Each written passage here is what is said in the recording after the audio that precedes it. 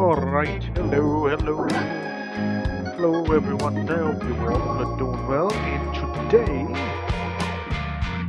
we are back again to finish off the adventure for Hilda.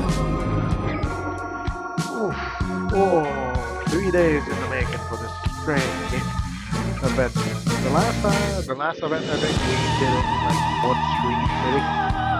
Definitely took a lot of me out of that, but better do this separately Hey. than just gulping it all in one place. So we are now nearing the end of the cryptic dream. Also, I hope we are getting close to getting Hilda in our team, well, lore-wise at least, or story-wise. So, we all gotta see. Oh yeah, last time we start off, the monolith somehow got hacked? Yeah, somehow got hacked and turned into a fucking ticking time bomb, so we're not dealing with this fucking bullshit. All eyes in the rooms are pulled, as if by a grim gravity, to the object at its center. It is a thing of crude cast iron utility, unadorned, cold and heavy. A powerful aura of doom seeps from its rough surface. The silence is not silent at all. It is filled with the low, wasp-like buzz of electricity and the tight, strained breathing of the crowd. Against the backdrop of the rain, these sounds can become a symphony of anxiety. Ooh, an hour and 57 minutes left. With every tiny decrement of the numbers, a minute clicks echoes from within. A sound so small it seems to be heard by the bones more than the ears, and it sends a visceral shiver through you. Hilda's eyes traces the lines of the iron coffin, now monstrously changed. Her demeanor is unnervingly placid. I'm staying to disarm it. What? Have you lost your mind, Hilda? That's not the monolith anymore. It's a bomb. You have barely 2 hours. The plan has failed. Our only objective now is to evacuate immediately and inform the superiors. We haven't failed yet. Well, she's still trying to save the thingy? I don't know. It's just a temporary bomb. Once disarmed, its core functionality will remain intact. That will be hard, even for you. The city-state is waiting for the intelligence monolith is meant to carry. We cannot abandon our mission at the final moment. If it explodes, we lose everything. Insane. You're insane! Melanie stumbles backward, bumping into you. You're all insane, but I'm not. I'm done with this. I'm getting out of here. I refuse to die in this damned place. She shoves you aside and rushes upstairs. Wait, why upstairs? I thought she's going to the door or something. Melanie stumbles to her desk, yanking the drawers open with a violent screech. The claws through its content, a jumbled undergarment, dog-eared porn magazine, and a cosmetic, sending it all flying across the floor. This is crazy. I only came here for a damn seminar. I am not going to die in this place.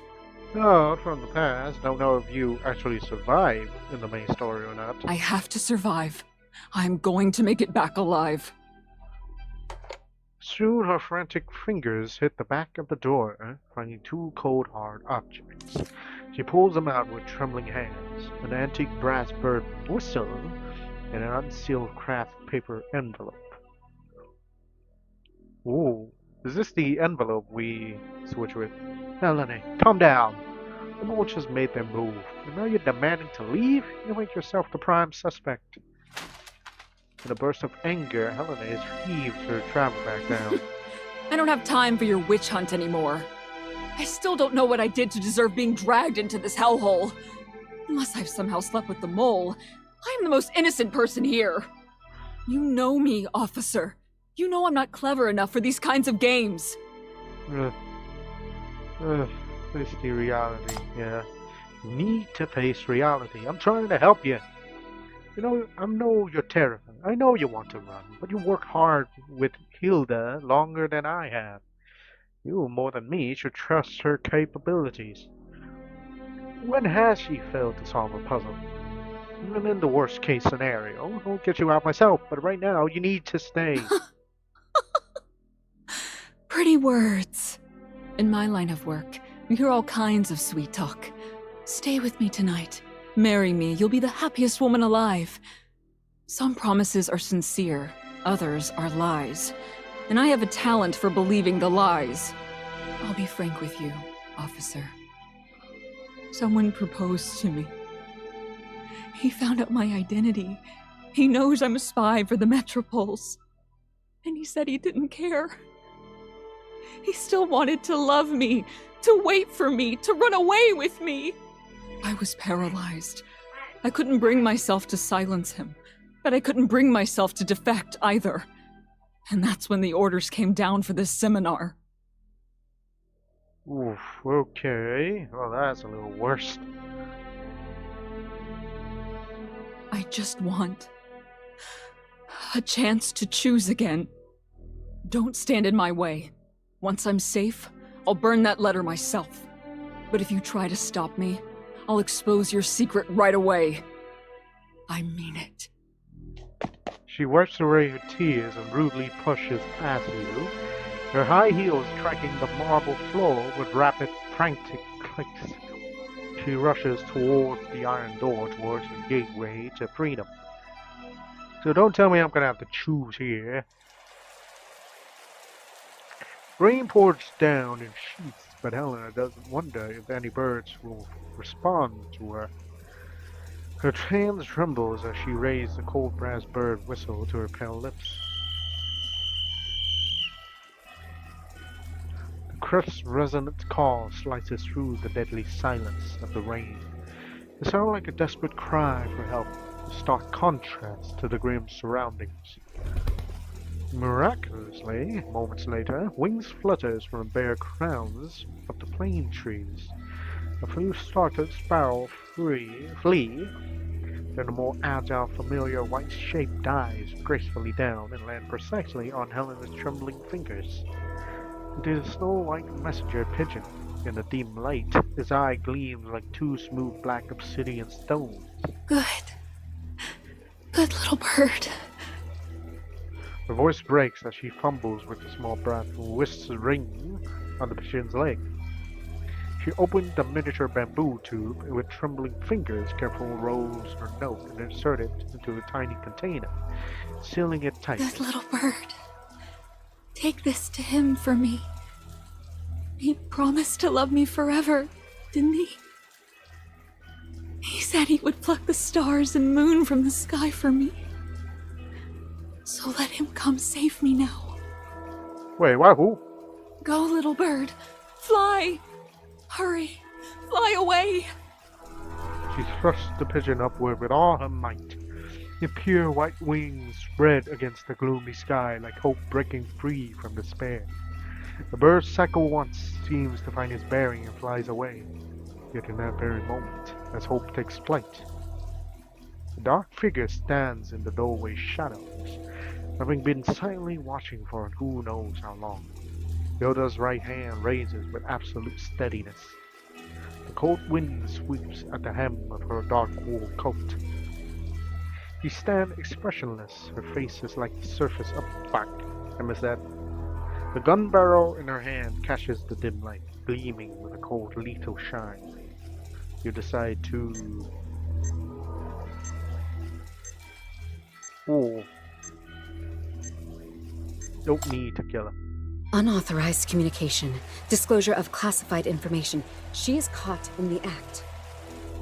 Hilda hasn't lowered her gun, but in the tense silence she notices the faint, unmistakable tremor in her hands.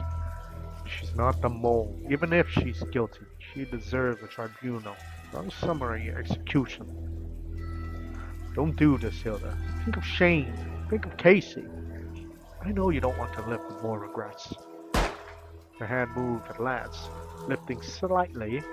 The shot rings out, striking the pigeon already in a distant flight. A despairing scream tears from Helena's throat as the blood-soaked pigeon hits the ground lifeless. Before the echoes fades, Hilda holsters her gun. She strides past the sobbing Helena without a glance and stops squarely in front of you. Since you are so certain Helene is not the mole, then enlighten me. What is your theory? You take a deep breath. At this point, identifying the real mole has become pretty easy. First of all... Ooh.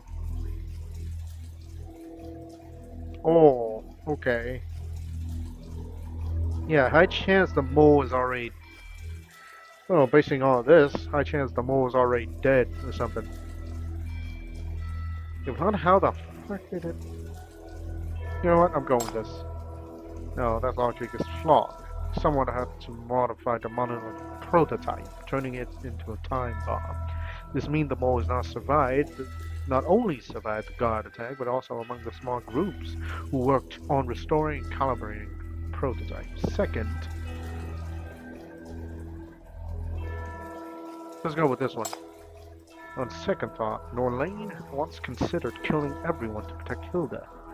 She had never deviated from the single-minded purpose, making her an impossible candidate. Finally... Ooh, let's go with this. That's it. The mole used the verses from the wilderness as a cipher to communicate with Johnson, but Helena, who grew up in this city, lacks the literary education that Outlanders have, and wouldn't have read this popular work from over a decade ago. Conversely, Manfis, born in the Outlands and the most experienced and well-read among everyone, who certainly know the wilderness like the back of his hand.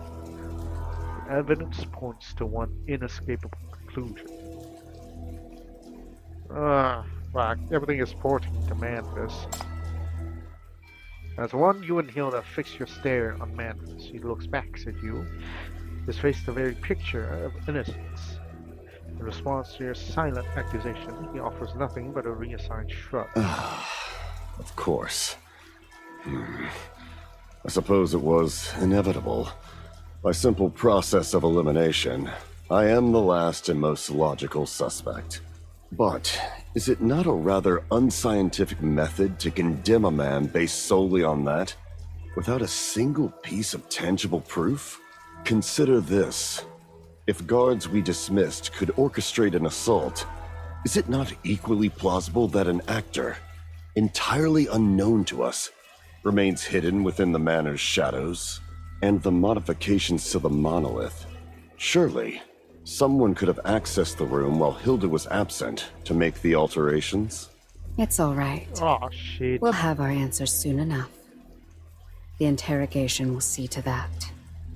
Oh, shit. Did I make the wrong choice? I got a feeling I made the wrong choice. Oh, from the... What the fuck? Choose... Ah, shit. Okay, I got a feeling it's not Manfus. It's either Helena or somebody else. Definitely not Helena, though. Which Interrogate delusional Manfus. fool dares to touch my possession? What the fuck was that? The group escort Manfus towards the interrogation room, but he moved with unsettling composure, as if he were the one leading the way. His demeanor suggests not of a prisoner being questioned, but an examiner preparing to administer a test. You know his reputation as a seasoned spy trainer. He is no ordinary adversary. To extract the intelligence you need on the Outlands and the Monolith, you must first find the crack in his impeccable armor. Let's see. How swiftly the tides turned. Merely a moment ago, in collaboration towards the Mullins project. Now we find ourselves on the opposite side of the interrogation. By all means, employ whatever methods you deem necessary. Do not change the fact. I am not your mole. Every moment you invest in this futile endeavor is a gift to the true culprits. The evidence you hold is circumstantial, and I can dismantle every piece of it. Though Manfred's speech is all confidence, you'll see subtle tales of a man who is not as composed as he has appeared. He is fighting from a cornered position. We shall need to find the right pressure point to apply. Infected. Others might miss it, but I don't. The enormous power has gotten to you, hasn't it? The same as what happened to Horn. It'll corrupt your mind, transform your body, and will kill you.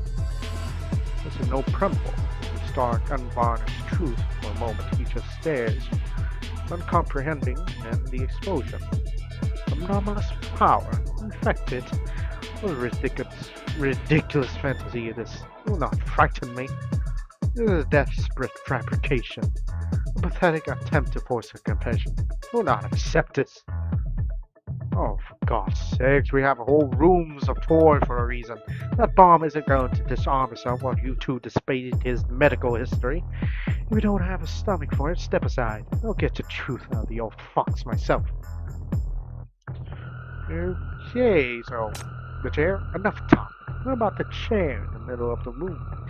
If that was for, I've got in the room. You could tie him down to it, and then sharp shake of your head, and halt Norlane. You can't let her follow that trail of thought. Not now. Memphis, I don't want to hurt you. I know you were Hilda's teacher. As a cryptographer, I think you want to see the monolith's completion more than anyone. You truly want to destroy it. You won't look past your betrayal. Just disarm the bomb inside the monolith. Memphis' resolve is wavering. Okay, that's actually working. Look at this. Will this do the trick, I wonder? Snatching a rusty axe from the shelf, she stalks towards Memphis, her eyes gleaming with a dangerous light. You move quickly to intercept her. No, I'm not doing this that way. Not my approach. Memphis, you know you're in print. I can see it. Why turn on us? Did someone promise you a cure for the anomalous power? Let me be clear. This power, or you can call it mania, is incurable. There is no fixing this. This is all nonsense. I have no idea what you're talking about. Memphis resolve is wavering. Okay, that is actually something working. Chair, steam pipe. What do we have? Fence? Thingy? Oh, come on, there has to be something else. Chair, more chairs. Shoot. Lights. Okay, hints. Oh, here we are.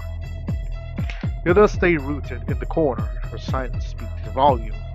Perhaps on some level she has already suspected her teacher's betrayal. Now she sees the authorities to you, the interrogation officer. She quietude our heavy endorsements of your role. Memphis, why plant a bomb in the monument? I don't think you actually want to destroy it.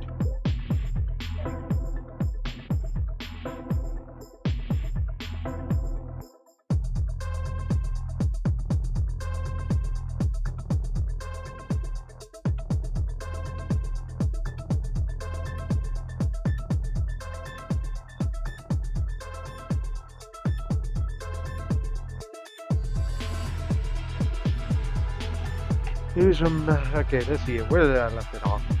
Okay, my guess is you just wanted to force an evacuation. Your reinforcement will arrive, use your method to disarm the bomb and take the monolith for themselves. Am I right? Is there another plan entirely? Is this just a diversion to pull our forces from your real target? I'm tired of these fabricated theories from a self-proclaimed anomalous power expert. Hey, don't listen to him. This so-called expert is the real traitor here. Okay, what are we doing? When you press Memphis from all sides, you see the cracks forming in his facade. Resolve is crumbling at the edge. Yet he clings to his silent, cornered animal is baring its teeth in its final desperate show of defiance. I'll admit, you're not that bad at your job, anomalous power expert. Though interrogation expert seems more a fitting role, doesn't it, officer? That's right, I know your true identity for some time. You're an interrogation officer sent to investigate Hilda, aren't you? Fine, now let me ask you a question instead, officer. What's the most important things for the spy?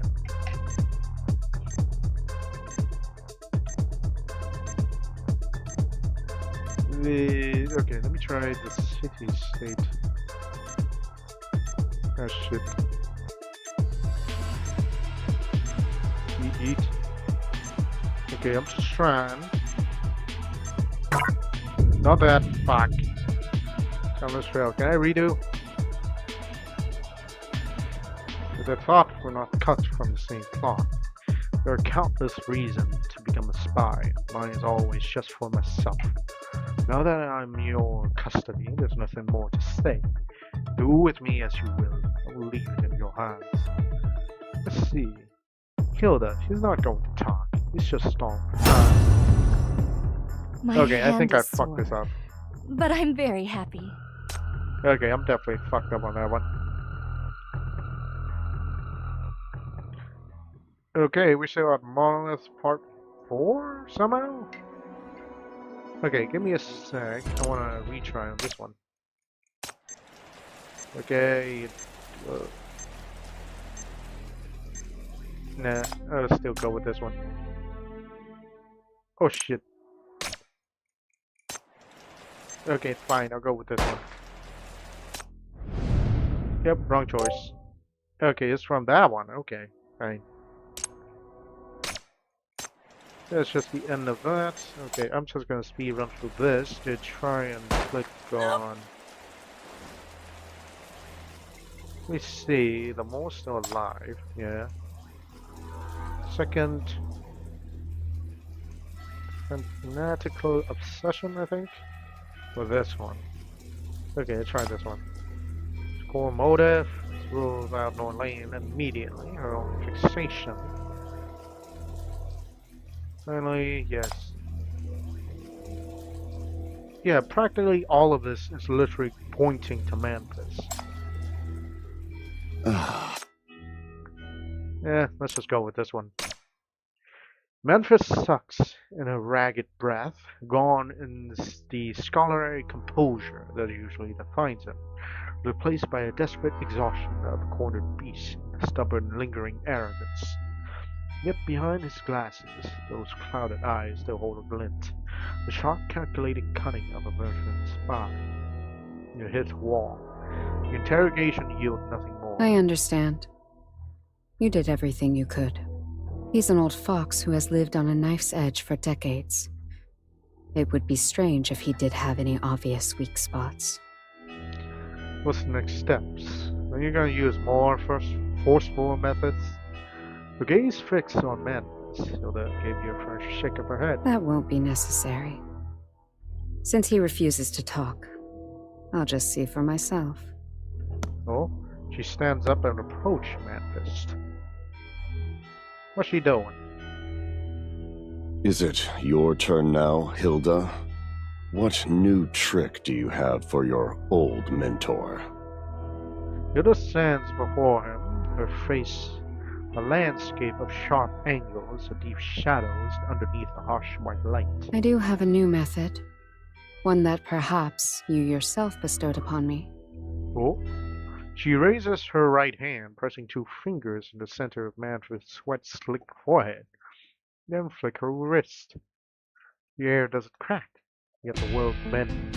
Reality warps silently around her touch, and from the focal point, a torrent of living darkness erupts, coiling around Memphis' heads like a serpent. The scream is a brief, tearing sound, too shrill to be human. But what follows is more terrifying. A blood-curdling sight unfolds, countless semi-transparent intelligence strips woven from pure mania are violently exercised. They tear from his eyes, his mouth, every pore ripped out from unseen force. These strips whip into frenzied swirling storm around him, an ominous maelstrom of guilt-saying secrets. Ooh. This is a true, complete form of her power. Anchored in the heart of the storm, Hilda remained perfectly still as her finger grazed each spinning cold trip of mania. Its halts suspended and its unfurls. Distorted symbols and images resolved into sharp-lidded truth. The waterfall of secrets, the scenes of praise, the count numbers, the ghostly echoes of secret whispers, fragments of ambition and greed cascaded into the waiting board around holding nothing back. Ooh, where are we now? Fraser up. Mr. Manfred, or perhaps should I call you Doctor? We recognize you as a true master of your craft, one who has completed many notable operations in the shadows of history. Forgive my blunt assessment, but the outcome of this war is foregone conclusion. The Metropole Alliance, like this fish, presentable on the surface, yet compromised at its core. When conflict concludes, the city guns throughout White Sand will show no quarters.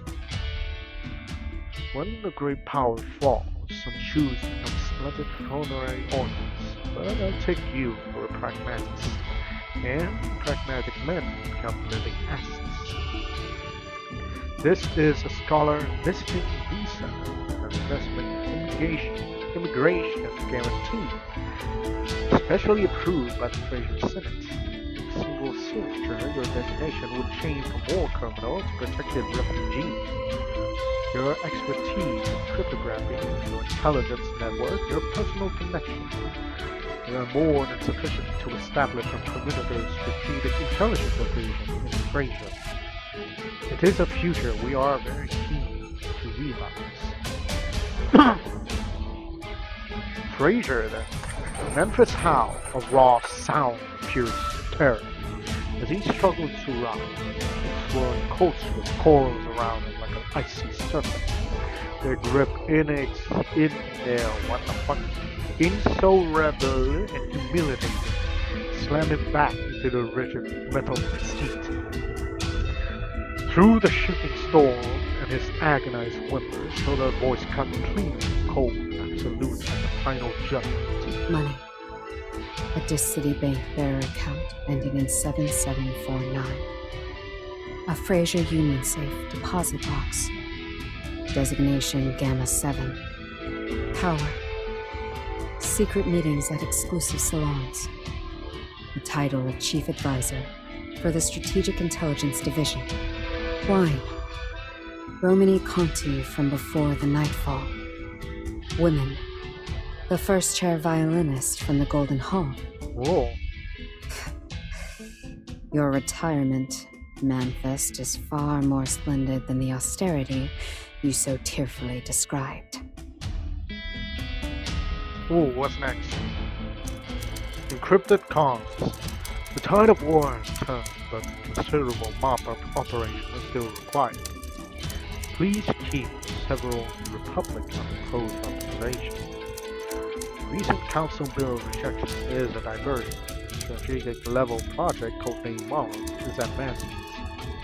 Please obstruct it if possible or arrange for its complete termination. If successfully deployed, Monolith will redefine the battlefield. Its survival or elimination is a critical variable for your upcoming arrangement in Fraser. We await your findings. Oh. I have initiated placement of reliable assets within departments. We now have direct access to all primary intelligence. Whoa. You recruited under the guise of mentorship, placing assets across departments to feed you intelligence. Casey, Edward, Nolane. All of them are pawns in your game. Ooh. You glance at Nolane's side. You look as if he is taking a physical blow. Her face is ghastly blood white, bloodless white. Willingly became the mole who hollowed out your own home, trading critical intelligence for a comfortable post-war life, deserting the battlefield where you belonged. Ooh. At Hilda's accusation, a low chuckles escaped Mance's lips. Though his voice is frail, it's dripped with a quiet, deliberate mockery. Don't be so rigid, Hilda. I'm retired. Your moral code doesn't apply to me anymore. You know the beauty of our business. Sell to two sides, and you're a traitor. But sell to everyone, and suddenly you're a professional information broker, and your market value soars. Ooh. You are utterly beyond redemption. Hilda stares, utterly unable to process how her mentor could be so monstrous. Memphis, however, meets her horror with a deep, unbothered laugh. If all intelligence has a price, why should the monolith be any different? Besides, the truth it hides is far more corrupt than anything I've done. I may have lost my conscience, but selling that... that was genuinely liberating. You have no idea, do you? Oh, of course you don't. You don't know what the Metropoles plan to do with it. You're my most brilliant, yet most foolish student. Handing them the knife while preaching about loyalty and justice. And now you have this power. So you can read minds, can you? Then I don't need to tell you anything. See for yourself. Take a good, long look. Well, that is definitely not good. If he's saying that, that's definitely something bad. The next moment, he does the unthinkable. His own hand claws at the coat strip from constricting him, and with a violent wrench, he forcibly tears his own memories bare before his own eyes. What was this? Memphis eyed the black-clad figure with deep unease. The operative, a special contact introduced by Fraser, had come bearing top-secret intelligence that required the deciphering skills.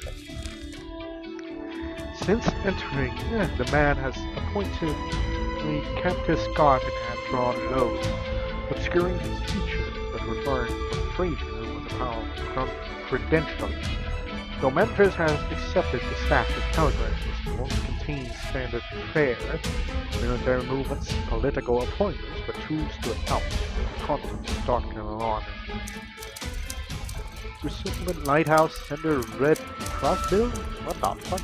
This city Reaper sample obtained, so minimal commonality with Ash crystals can proceed with new research initiatives. Spawn continued acquisition begin limited tests within military units. Recipient Lighthouse Mayfly Operation Raider approved granted. Nuclear networks now covered all key distant city facilities with 160 units total, capable of comprehensive strikes. 2 days ago, Black Manual and Briefcase were compromised. 13 units were seized and decommissioned by enemy forces, and replaced were acquired. Vulnerability persists, requesting more robust encryption system to secure the operation. Response considering deploying monolith. As the final code was broken, the visitor gave a nod of clear satisfaction. He laid a token of appreciation on the table and turned to leave. At the door, he paused, glancing back, and asked Memphis a question. Do you know what monolith is? Any information would be worth a fortune.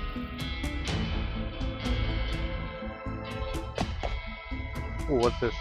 Hilda's eyes open, strange gasps catching her throat, seized by an invisible hand. How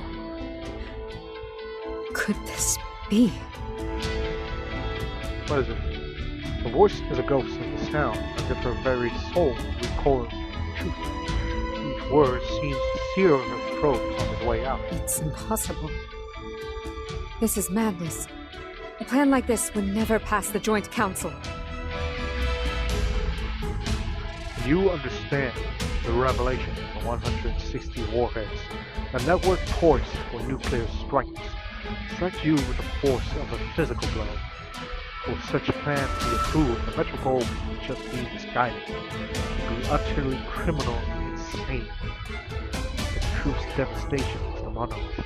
The caution he believed the city's ultimate shield is in fact the key to this very plan. Unknowingly, she has built the very weapon that could end it all, becoming a silent accomplice to an unimaginable crime. You can almost hear the sound of something fundamental within it shattering beyond despair. For repair! Still so naive, Hilda. The Council is just another marketplace. All their grand speeches about risk and peace, in practice, it's all business.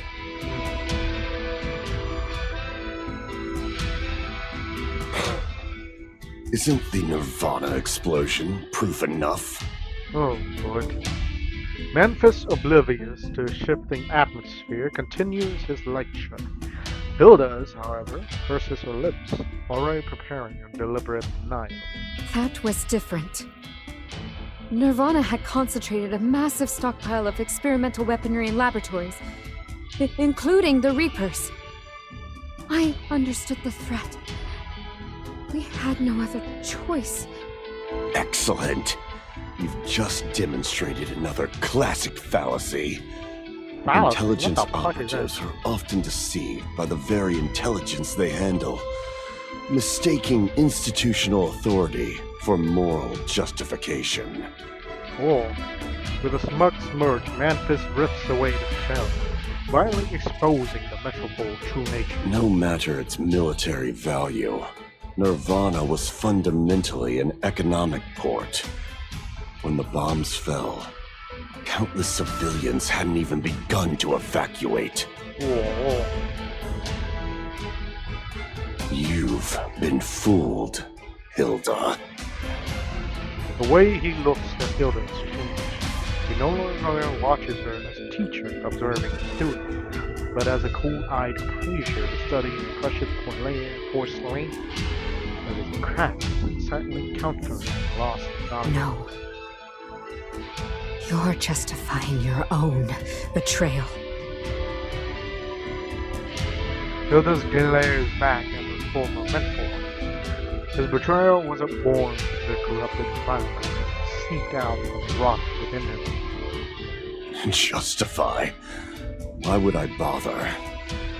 I betrayed them because I saw the rot at the core and refused to be its next sacrifice. I defected to Fraser because they offered a better price and a higher chance of survival. But now it seems Cool. even that deal is a poor investment. As you can see, what his backbone erupts, vertebra after vertebra, filling the room with a series of horrifying crisscross.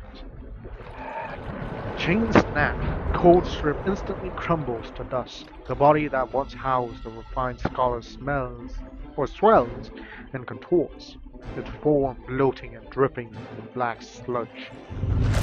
With a deafening roar, the enormous monster suddenly lunged not at you, but directly towards the bomb on the table. Why are we there?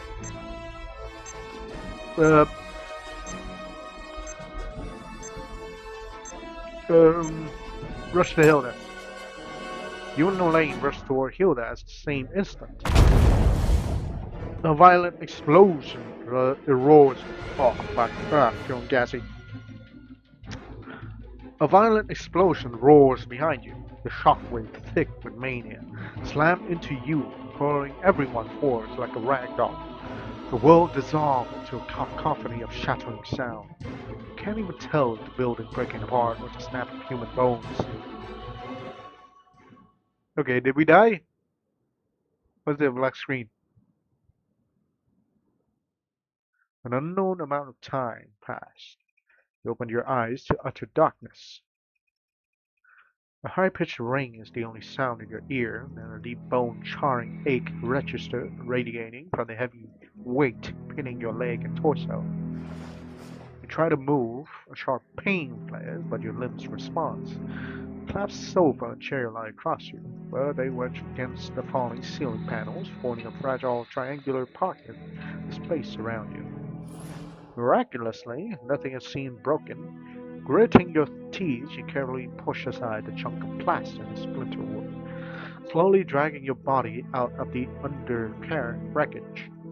Your palm pressed into the ground, met with a warm, sticky wetness. Try not to think about what it is.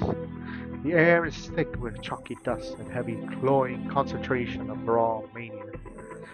You try to take a steady breath, but the moment you open your mouth, an uncontrollable cough racks your body. Is anyone there? Anyone? After a moment, you hear a sound coming from nearby. Officer? Yoda? You're all right. That's a relief. How are you? What about Elaine, Memphis, and Helena? Manifest is gone. Helene was clear of the blast radius. She should be fine. Elaine? As for Nolane, she... You hear a faint groaning from the shadow to your left. Rumble shifts and crumbles as you discover Nolane, trapped between two falling support beams. He was the closest to Memphis, took the full force of the explosion to protect Hilda. Half of her body, mangled beyond recognition, replaced by twisted limbs that writhed in its spreading with mania. Quite fitting, isn't it? She coughs, as a wet gurgling sound, the noise of a bloody foam churning in her throat. You always shut me out, Hilda. Pushed me away. No matter how many of your codes I broke, you never let me in. Never let me join you. I thought you were looking down on me, so I went to Manfist. He said I had talent, that he appreciated my skills, He wrote the recommendation. Got me into the cryptography department. I never realized he was just using me to get to you. I was so naive, thinking it was my own skill that let me fight my way to your side. I really wanted to go to Seville. I can't remember a single good day from my childhood. My stomach was always a hollow ache. Even with one meal, I was terrified of where the next would come from. Gunfire could erupt in the alleyways at any moment. When I thought life was meaningless, you were the one who saved me. You showed me a city-state could be something more. I knew you weren't ordinary. The kind lady who always slips me an extra half slice of black bread at the relief station is actually a high-value Outland agent. The little beggar tossed a wallet playfully between her hands, his ID and notes fluttering with each moment. You're more observant than I gave you credit for. So, clever girl, what's the price for your silence? A basket of bread?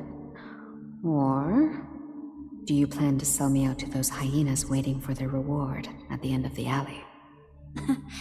Bread? How long would that last me? And selling you out?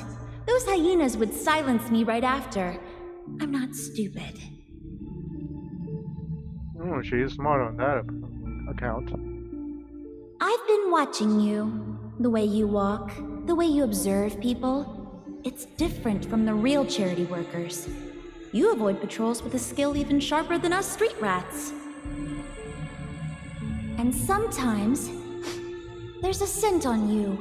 Not perfume, chemicals and fire. It's faint, but I can smell it. Of course you can. The small face was flushed red. Whether from frostbite or sweat, it was impossible to tell. It gave her a fierceness well beyond her years. I don't want bread, and I don't want your life. I want to go with you. I want to learn your skills.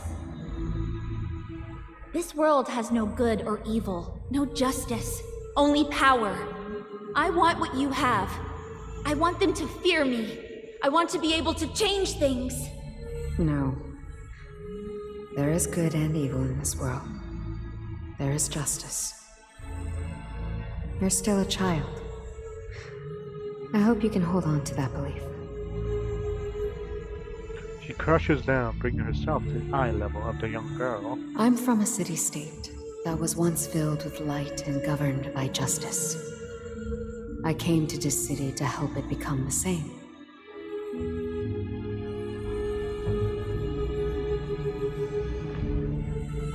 This is the crossroad for the worlds.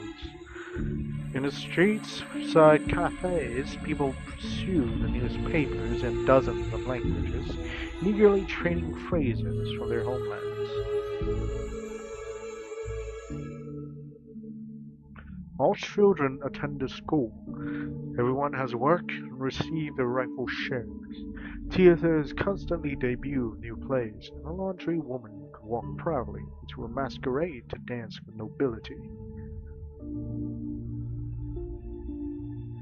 No wars, no conflict. The people of every rank fulfill their duties, and yet still have the energy to enjoy their lives.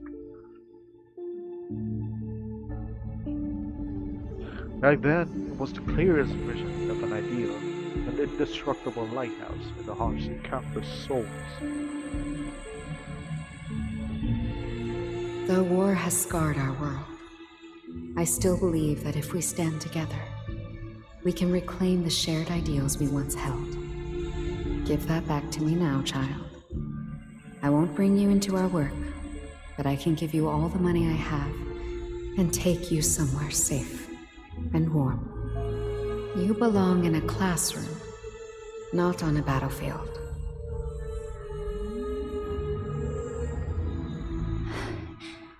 Of course. In the end, you couldn't talk me out of it. But even now, I'm still not sure that I made the wrong choice. Her voice breaks, fracturing into pieces, but her gaze holds Hilda's, fierce and unyielding. You once told me you became a spy because you wanted the city-state to become that ideal in your heart. That kind of city-state must have truly existed once, right? I don't understand. When I work undercover, when I'm used by others, am I doing something wrong or something good? I really can't tell anymore. But as long as we're moving towards the right goal, we won't lose our way, right? Hilda, you're different from me. You're smarter. You can definitely stay on the right path. Because you never lose sight of the goal. What we're facing now is just an inevitable obstacle on the path.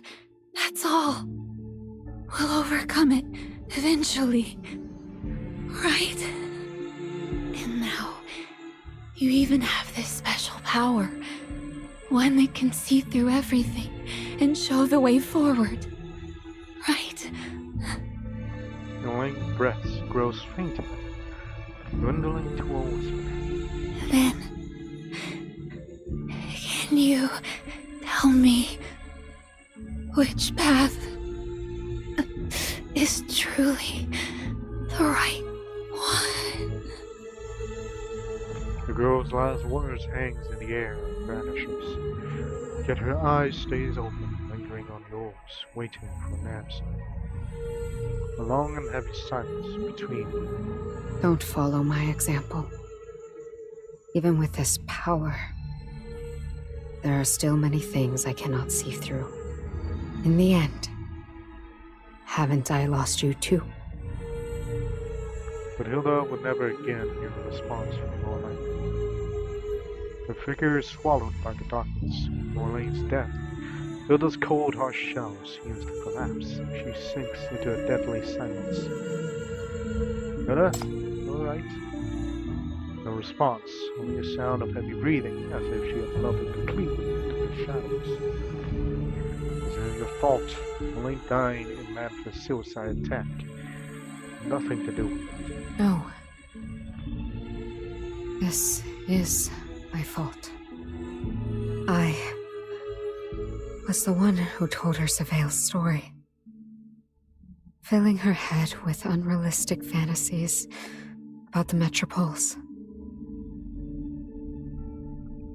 I was also the one who failed to stop her from joining us, who didn't guide her properly, letting her be used by Manfist and make terrible mistakes.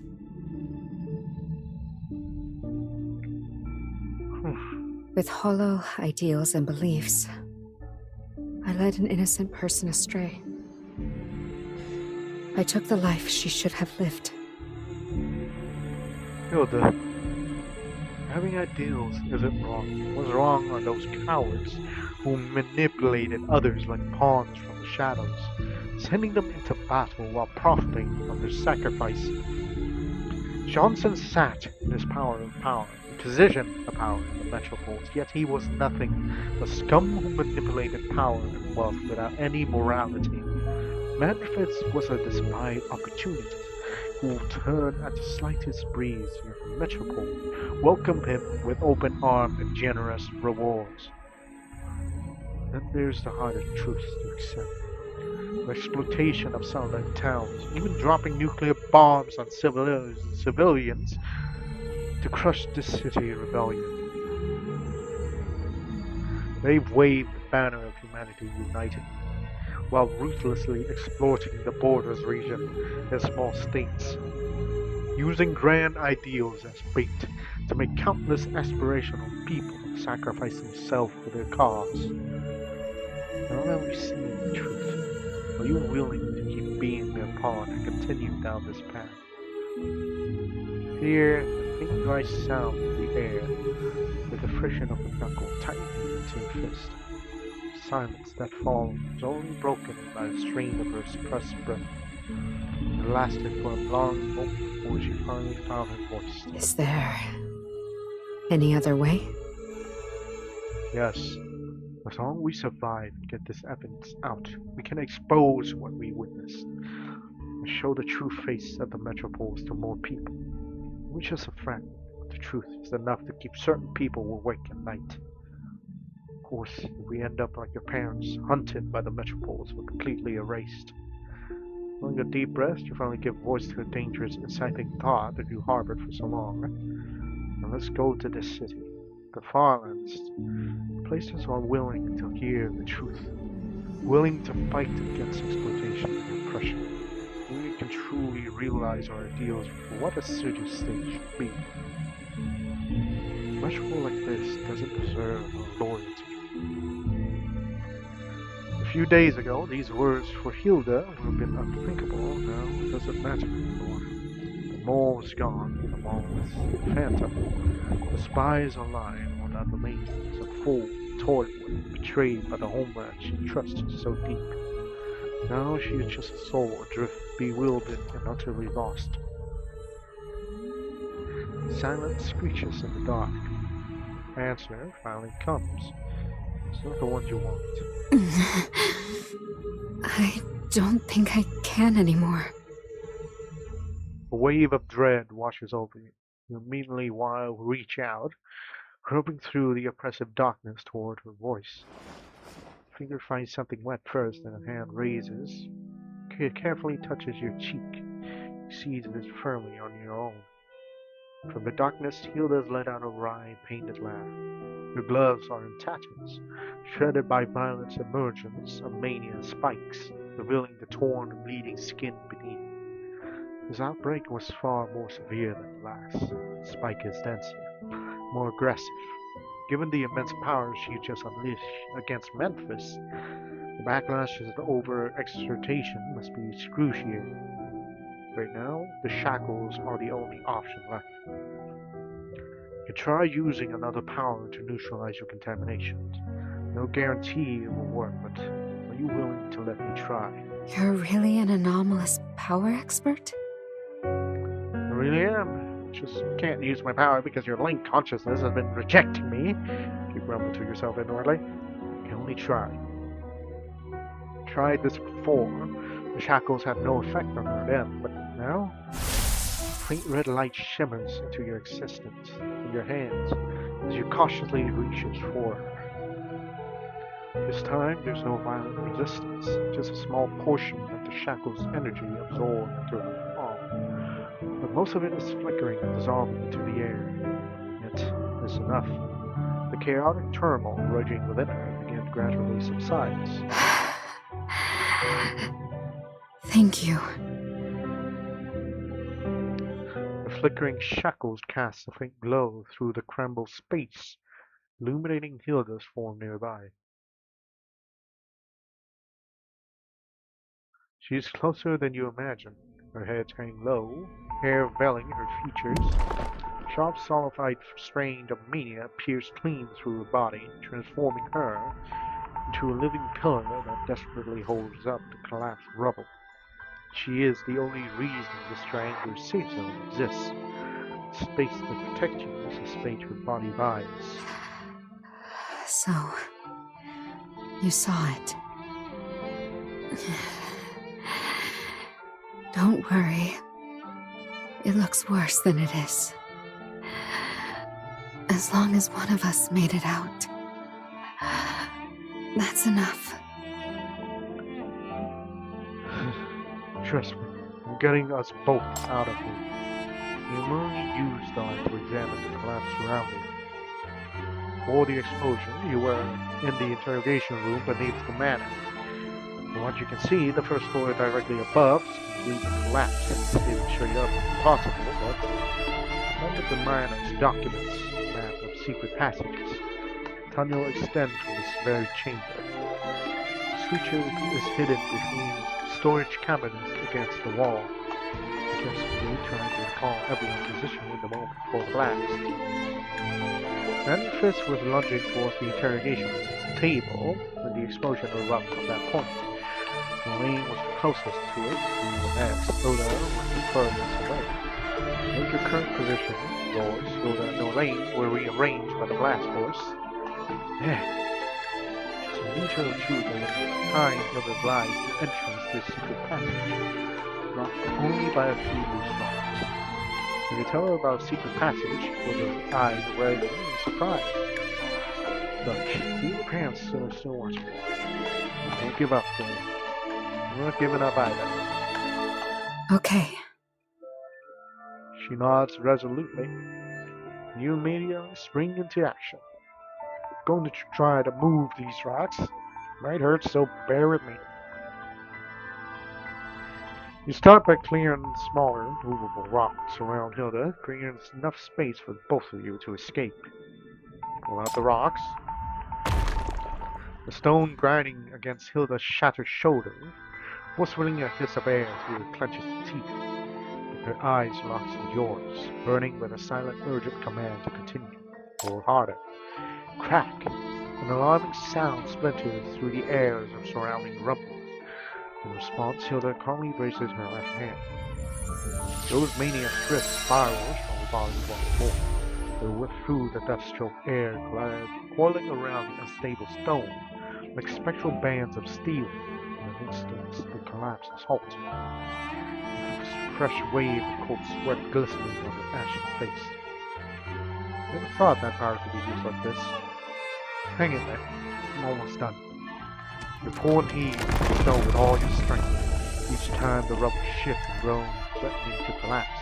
Yoda released a surge of her mania to lock the falling debris in place. Time loses all meaning.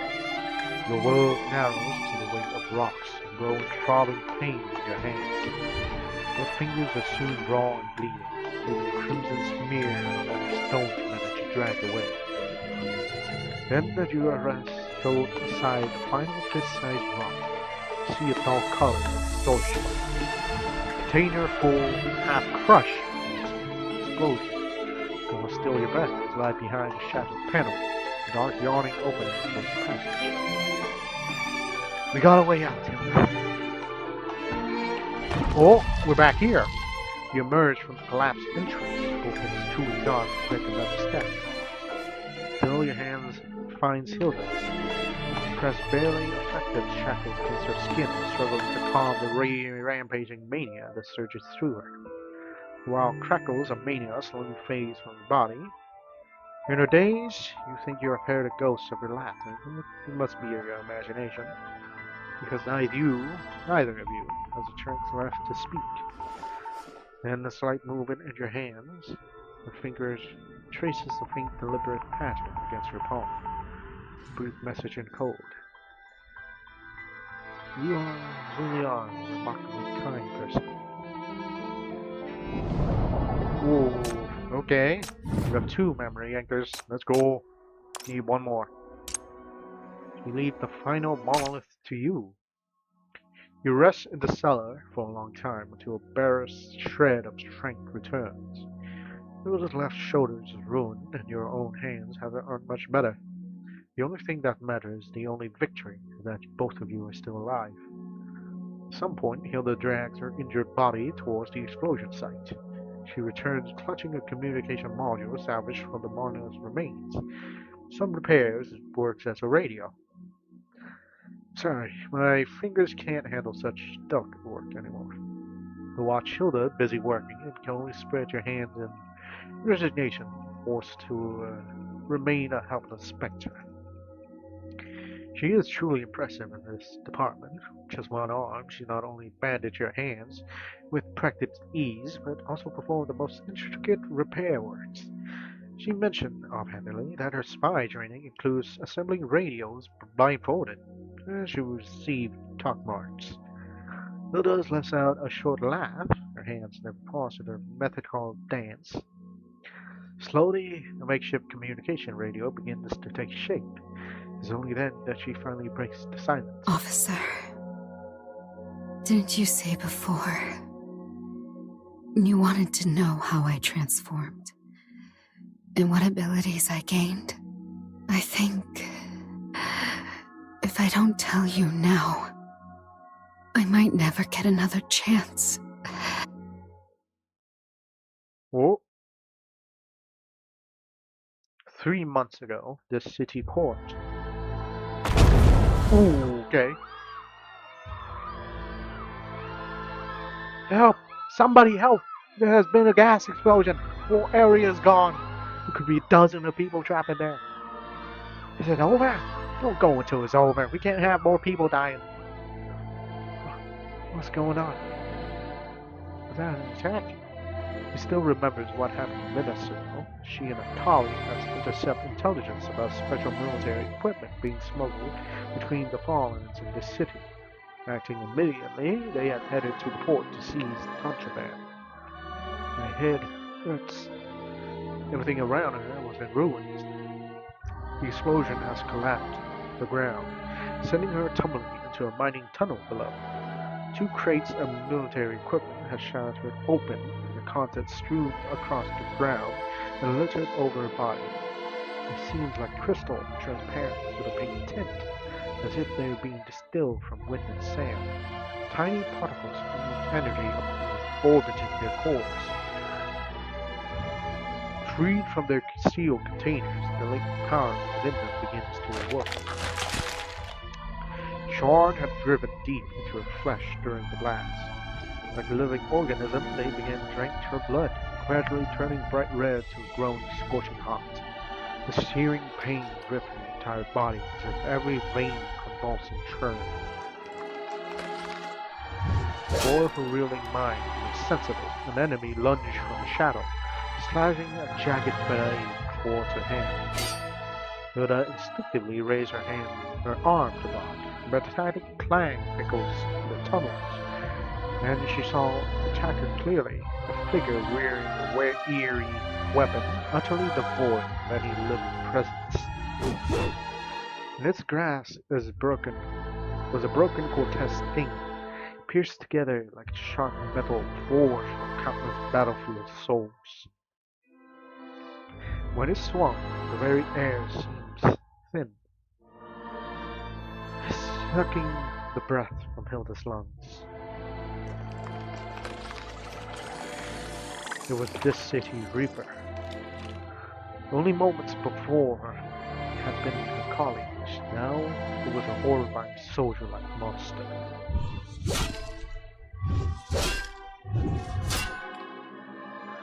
So this was this city combat weapon. It could transform a person into a monster in seconds. The enemy gave her no time to think. His assaults run relentless. The Reaper blades sliced her skin, and an icy chill flooded her flesh faster than the pain could register. This new cold word against the burning heat inside her. 2 violent forces battling for control of her body. Oh. What is this? This is bad. Chilling whispers spread through her bloodstream, making her very bone marrow trembles. Gritting her teeth, she shook off her pursuer and stumbled away from the port, fleeing for her life. Just as her consciousness began to shatter, a strip of telegraph paper seemed to materialize before her eyes. Left, forward, don't stop. Guided by those cryptic words, she finally escaped. Just a tiny scratch is enough to plant this curse. If mastered on a large scale, this weapon would be more terrifying than corruptors, capable of becoming a devastating threat. We must remain vigilant against this city at all times and establish proper defenses.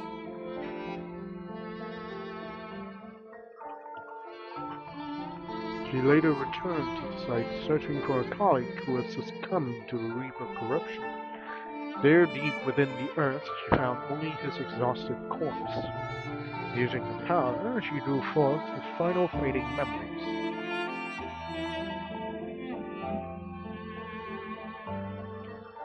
Of how an experience forever colored her view of the city as a place of exceptional threat. This also explained the profound shock upon discovering the smuggling list within Mantis' memory. Now that we finally learned the whole story, in the era of the Metropole, Ash Crystal did create sinners, but not through deliberate cultivation. The transformation was a tragic accident, a fate she never chose.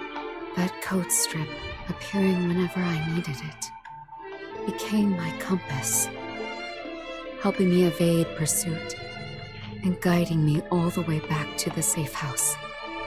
For a long time afterward, I practiced using this power while learning to endure the backlash it caused. It constantly gnaws at my nerves and willpower. If I stop fighting it, I'll eventually be completely consumed by this power. But I also know this is a gift bestowed upon me.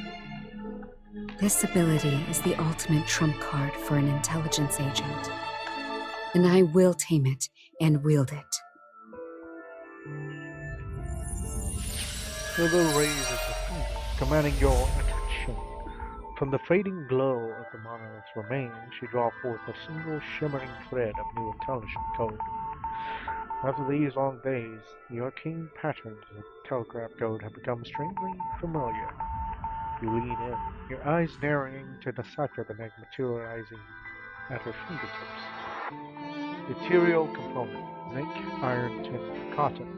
It doesn't seem like information worth concealing. The quantity and depth of intelligence I gather depend on how long I use my power. And not everyone's mind is easily readable. Those with special training can conceal their consciousness in deeper layers, requiring more time for me to uncover. Cool. So this was her plan all along. This gathering, this manner, all carefully staged scenario to learn what tasks in close contact to interrogate every suspect. With no one to guide her, she was forced to forge her own path. She endured the searing pain of dangerous backlash, time and again pushing herself to master a power that constantly threatened to consume her. Her progress came to a terrible cost. Though she achieved remarkable results, each success left her bouncing on the razor's edge, both mentally and physically shattered. Fortunately, she found you. In you, she found an anchor. The one thing strong enough to keep her from being torn apart by the maniac or swallowed by the approaching madness. You helped me many times at the manor. Even saved my life. I'll always remember this debt. Of course, I'll also remember how you liberated me and took my culture. Only when I'm with you do I unconsciously find confidence in the future. Only then do I realize I'm not fighting this battle alone. Her words are spiraling into a dangerous place. You can't stay silent. Your safe escape so close within reach, you refuse to let her surrender to despair. Even when I'm not by your side, can you still believe you're not fighting alone? Offers a faint, almost impersonal smile. Officer, if in the end you're the only one who makes it out alive, remember to come back for my body. Don't talk like that. You're making it out. Rather alive than too. fantasizing about both of us surviving, we should prepare for when things go wrong.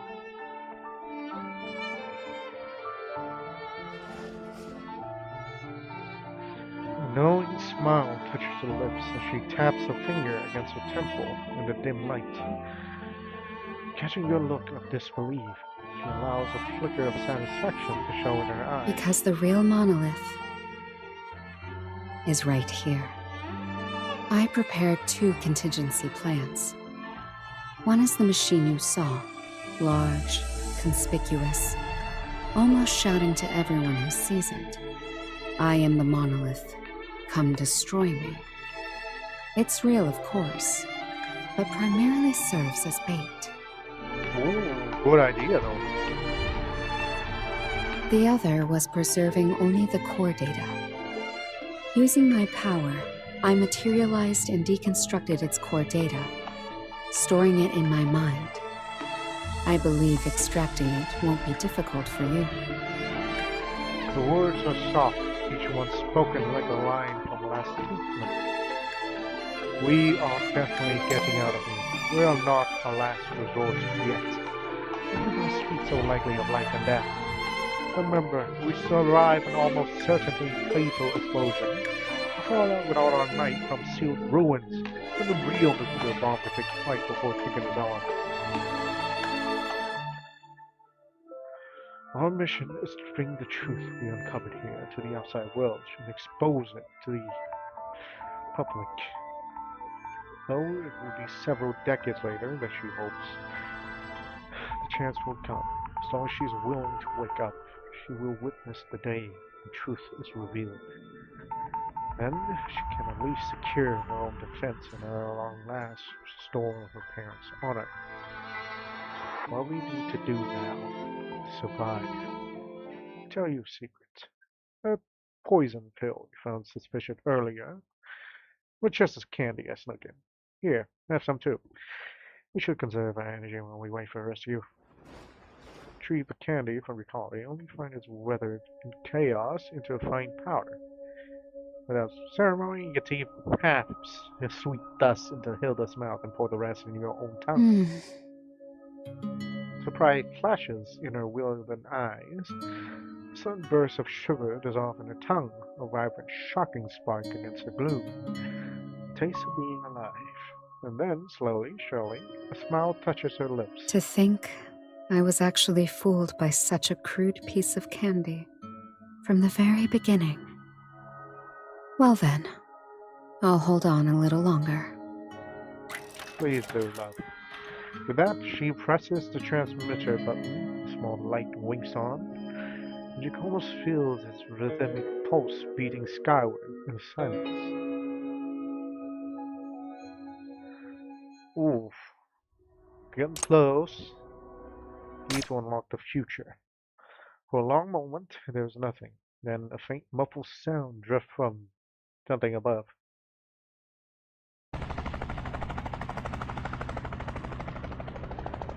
This grows steadily closer until the familiar, unmistakable rhythm of the rotor blades fills the space around you. There's a helicopter. Hilda, listen! Looks like the rescue has arrived. Your stressing will work. Quick, let's find a way to get out of here. The strength you've been preserving surges forth, meeting its moment. With the help of Hilda's mania, you have against the debris-blocked cellar door. With a final splintering groan, which gives way. You scrambled out. Oh, fuck. Entire place is in flames. The matter is a skeleton of this former self, shattered by explosion.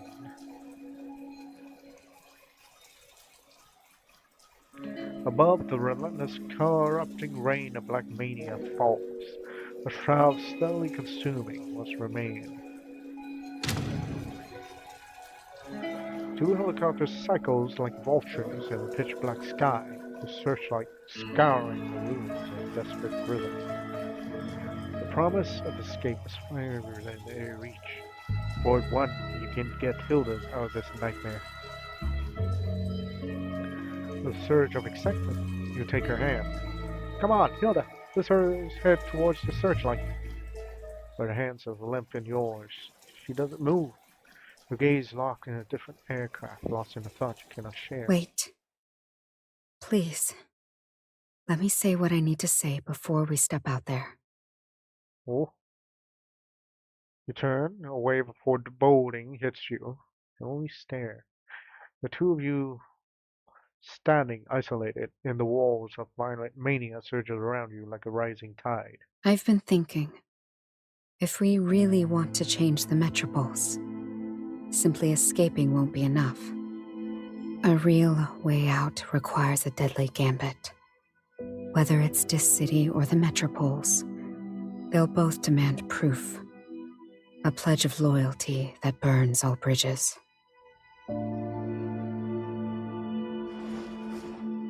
Her voice dropped to a haunting whisper, the words curling like smoke in the air, as if she were divulging to a cursed secret. I am a loyal hound of the Metropoles.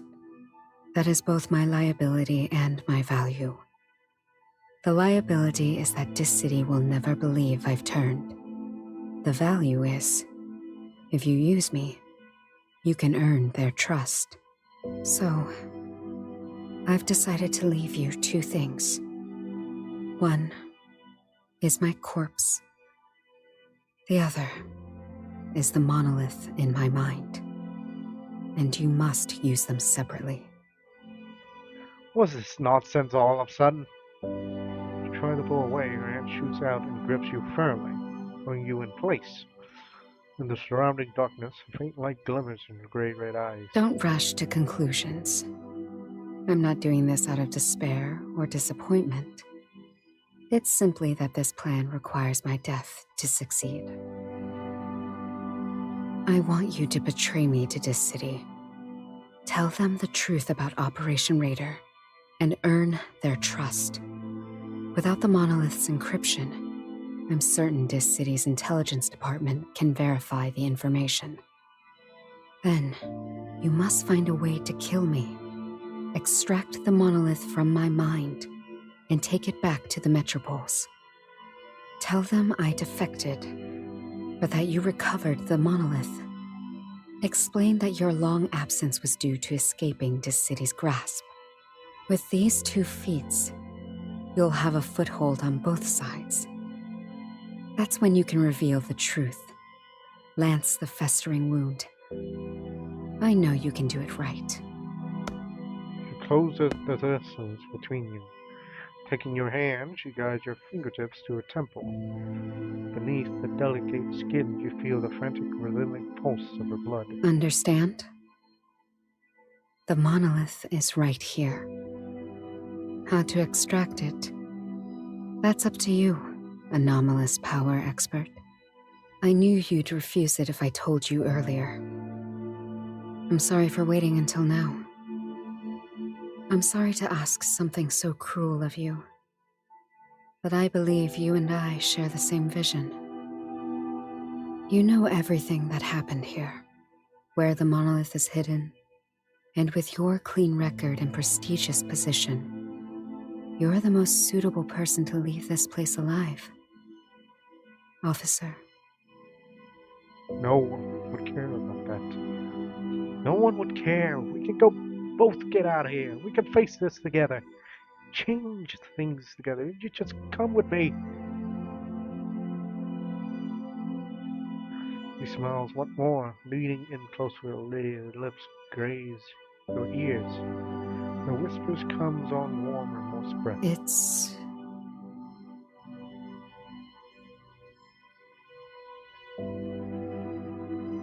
Okay, why is there a long pause on this one?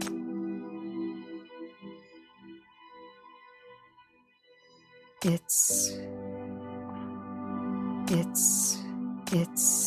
Okay, I think it's just... I cannot like betray my homeland. Yet I cannot stand by as it commits evil. Nor can I ignore the suffering of the oppressed. My only choice is to become a key. One that opens two doors for you at once. Her hand slips slowly from yours as she takes a small but reluctant step back. When she presses the brooch into her palm, you look down. The brooch is shaped like a key, perhaps an ear of wheat, or like a blueprint. You recognize it as the symbol of the Republic, a piece of Hilda has always kept with it. Though it has been handled countless times, it remains pristine. I haven't returned home in many years. Officer, after you get out, please Go see the cornflowers of my homeland for me. When they bloom along the field ridges, they look just like stars fallen to earth.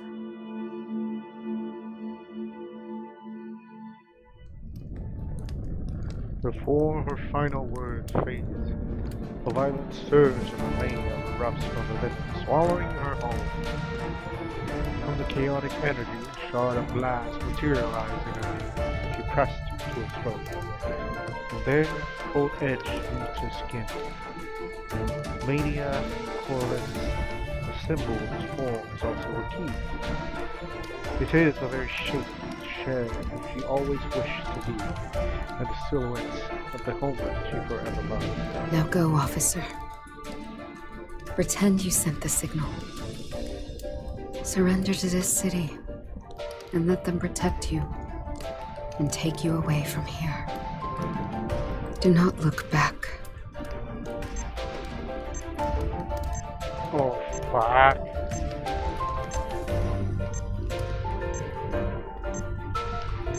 No, I missed this thing.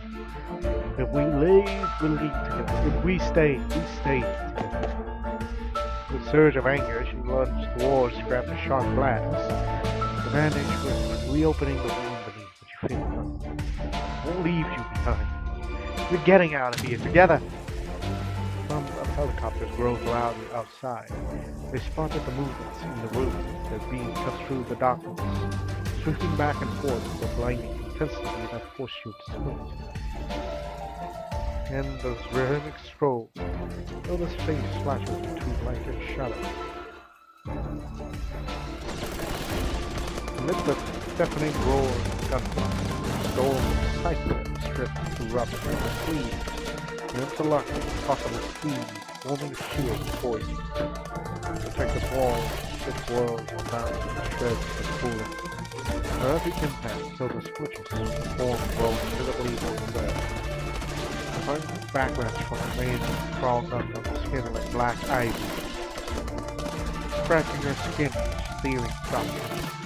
The defense waves, fragile fan about to break. Then the paper shield scraped in an instant.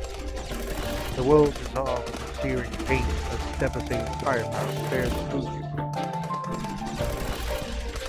Her head whips around, desperate hands by her raptures and fingers close on nothing. Pressing through the dissolving substance she was. Hilda stares uncomprehendingly at the space where you stood, and from the shadows countless tendrils of pitch black sludge filtered forth, holding the last fragment of your existence into the Her arm reaching out, trembling, her fingers brushes only the air like chilling and irrevocably empty. Shifted wave. The sound of a woman growling rips her from her thoughts. Her eyes snap to the shattered man in her gaze, just in time to see a figure, unmistakably a high-ranking city officer. Storm through with a large contingent of troops looking in behind. Target suppressed. Deploying ground units for clearance immediately. Darling, my dear, are you alright? Here, calm down. The man holds the sobbing Caroline now under his embrace, but she is inconsolable. The tears she tears at her from her shoulder, only to point the trembling fingers at the eternal. The scream drops to the roar of the flame and churning remains. Help them! Please, you have to help them! Help? She wants this city people to help How them? ironic. The soldier's footsteps crawl Memphis closer. sold our city-state to Frazier. Helene betrayed us to this city. Marlowe went to hell. And Nolane paid the price with her life. In the end, you're the only one who stayed with me. Soldiers quickly swarm the manor's hall. From a distance, Hilda has already seen the glint of a gun bearer aimed directly at her.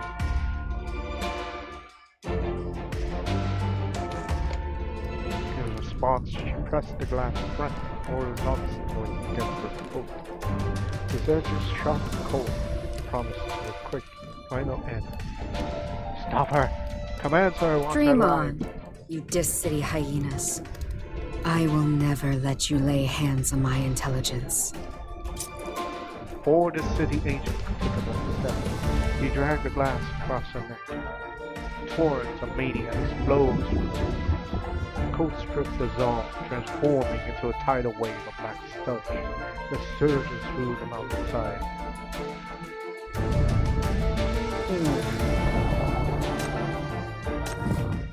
Wait, is that a good ending? Oh, fuck. Oh, guess not then. God dang it.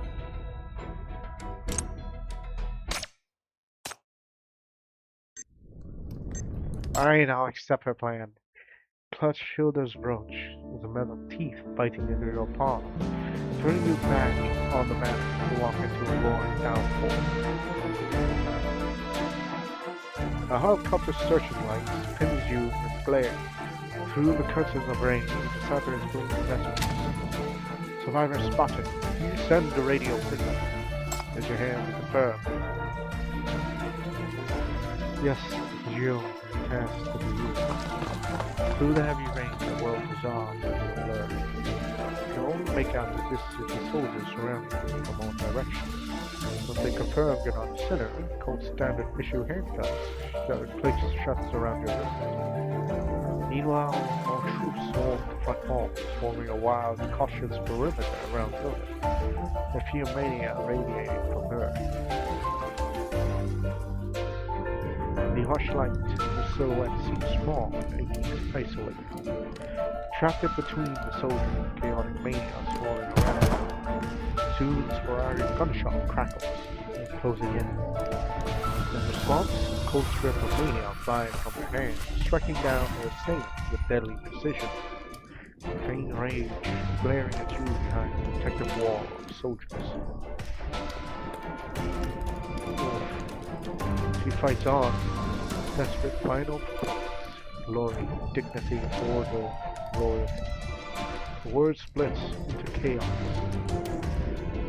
Tears still dripping from the unmistakable arrogance of the sexual force.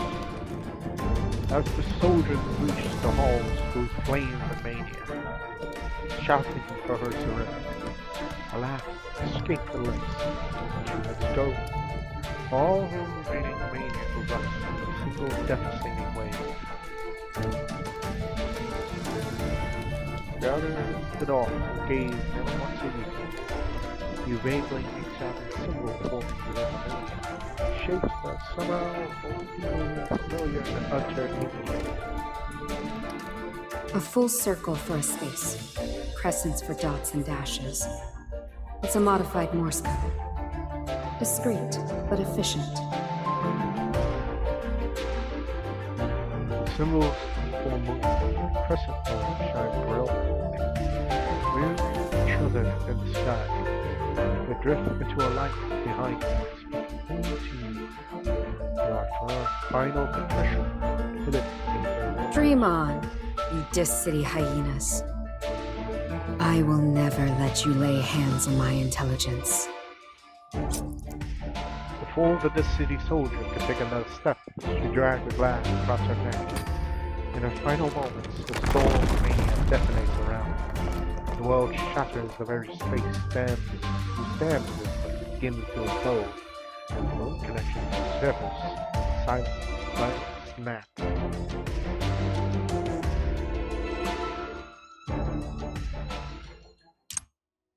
This time, what choice you make?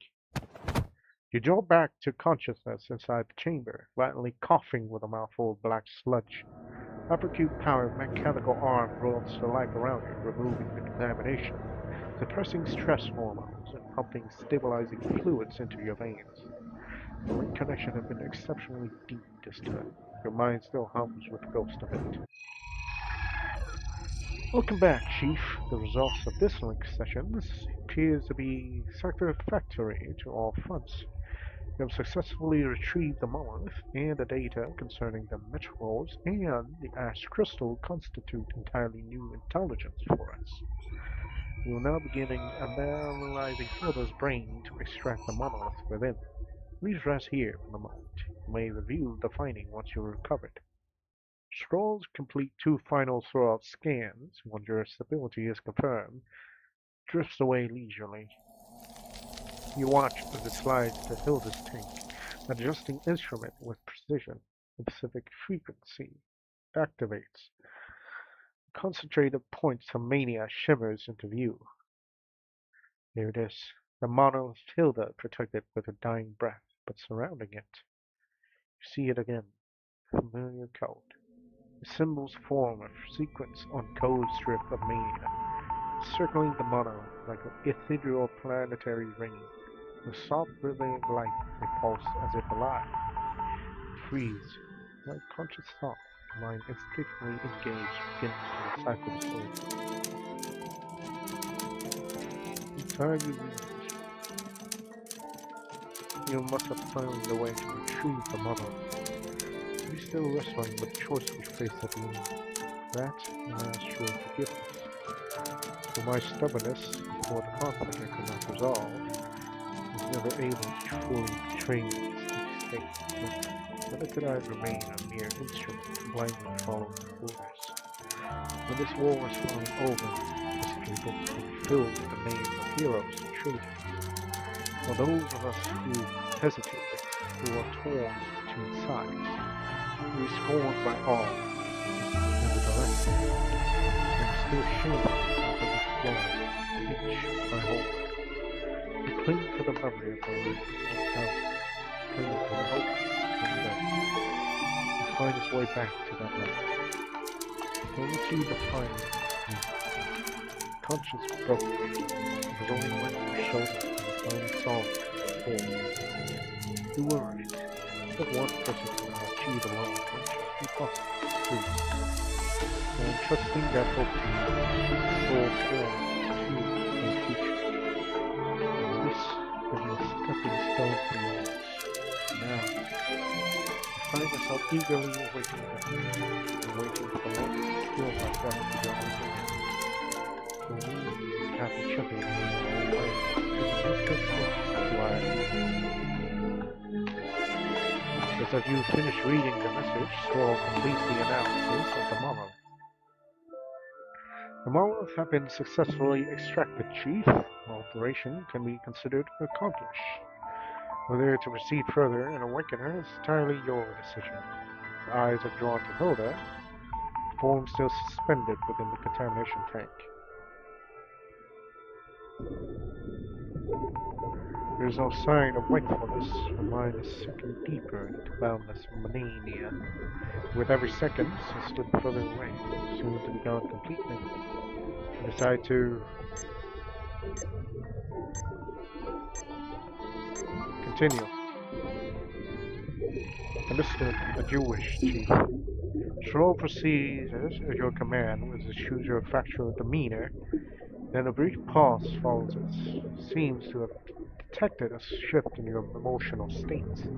Without preamble, it voices a question. Are you feeling angry, Chief? Just feel sad for her. What she had was a steady state worthy of her loyalty. A form of justice that left her hand clean of innocent blood.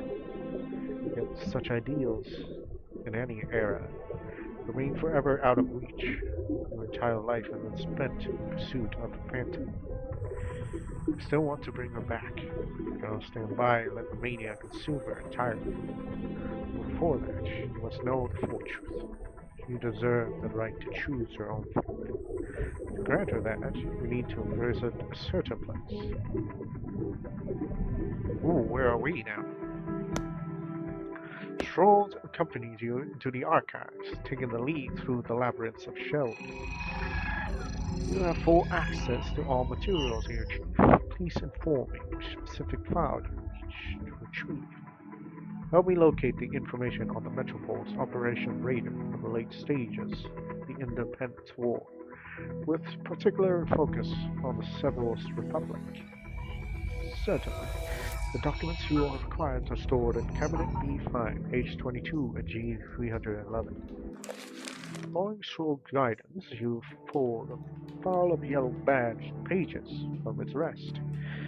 You open it, a story of a city-state that once stood at the pinnacle of the world unfolded before you. Metropoles settled the Republic. The Republic were once the five major metropoles after the Nightfall, renowned for its expansive territory, numerous affiliated settlements, towns, and its commitment to exclusively openness and vast knowledge. Alongside Fraser, has occupied a strategic bridgehead position. This city wore assertive darkness before dawn. During the Operation Skyfall, the Metropole Alliance temporarily lost their battlefield advantage when confronted with an organized attack by this city's center, formerly known as Anomalous Power Wielders.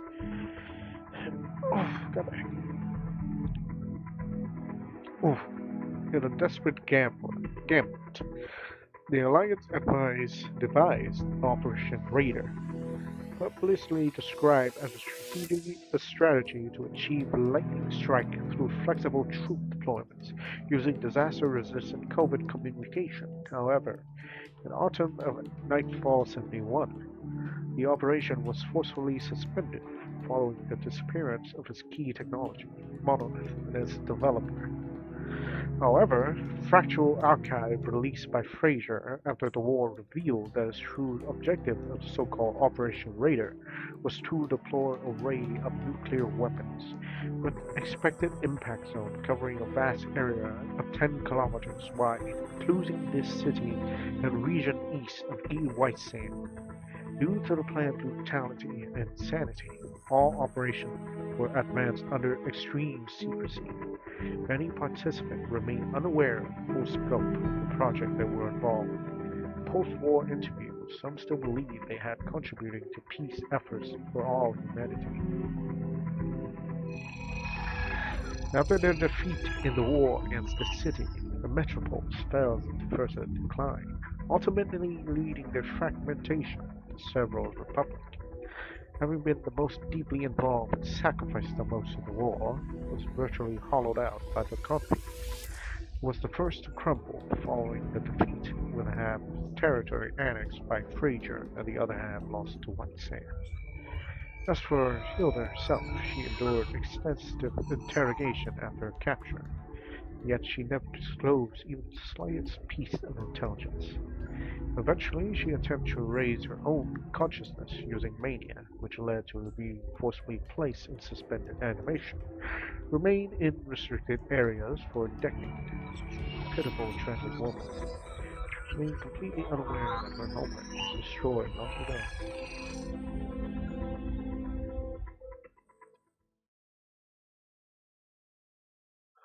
Eliminate unland spied. Oh fuck.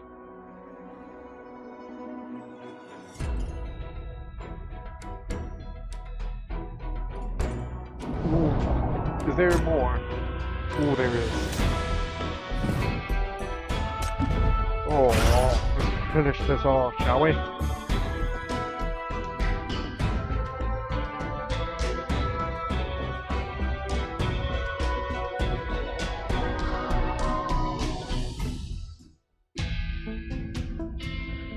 Alright, let's see here. Defeat enemies will grant points and blah blah blah. Oh shit, 150 seconds, so he's killing me.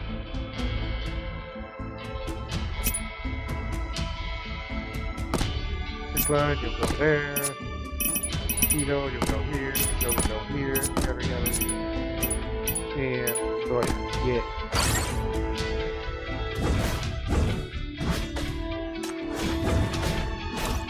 Wait, let me restart. I need energy. God dang it. Give me that. Please stop.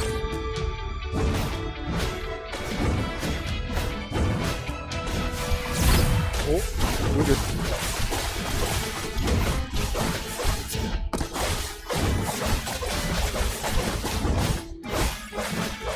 Noise. Doing good. So far, at least. I'll take this light. Oh, you bitch. I'll take this light. Come on. I'll take this light. I am the Legion. Oh, you bitch. Crush them all! Crush them all! Do this.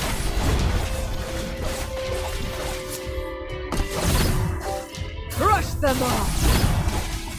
I am the Legion. I'll take this life. Why is it not breaking? I'm getting energy for this. I do like it. I am the Legion. Pulse radiation. Engage. The storm is here. There we go. Fucking binary. I'll take this life. The storm is here. Guys, we're doing good. At least. Over there. Crush Or them all. here. Nice. Well timed up. Do we have enough? This little win, No, we did please. not. Fuck. Come on, I'm finishing this tonight.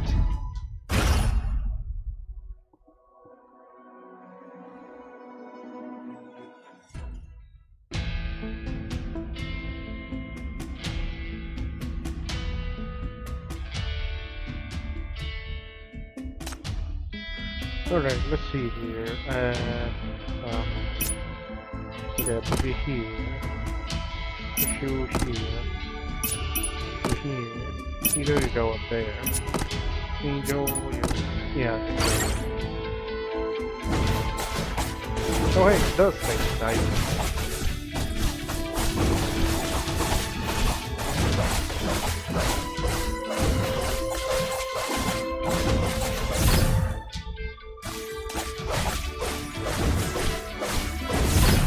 Storm is here. Oh fuck, it moved. Pulse radiation. Engage. I am the Legion. Come on. I'll take this life. The storm is here. I'll take this life. Noise. I'll take this life. I'll take this life. Oh, you bitch. Crush them all. There you go.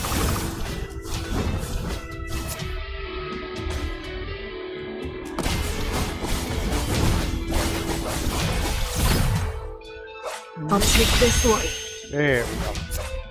Oh, so he only gets 4 breaks after he puts on the blocks.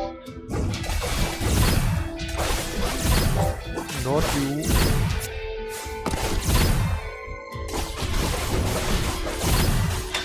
There we go, finally.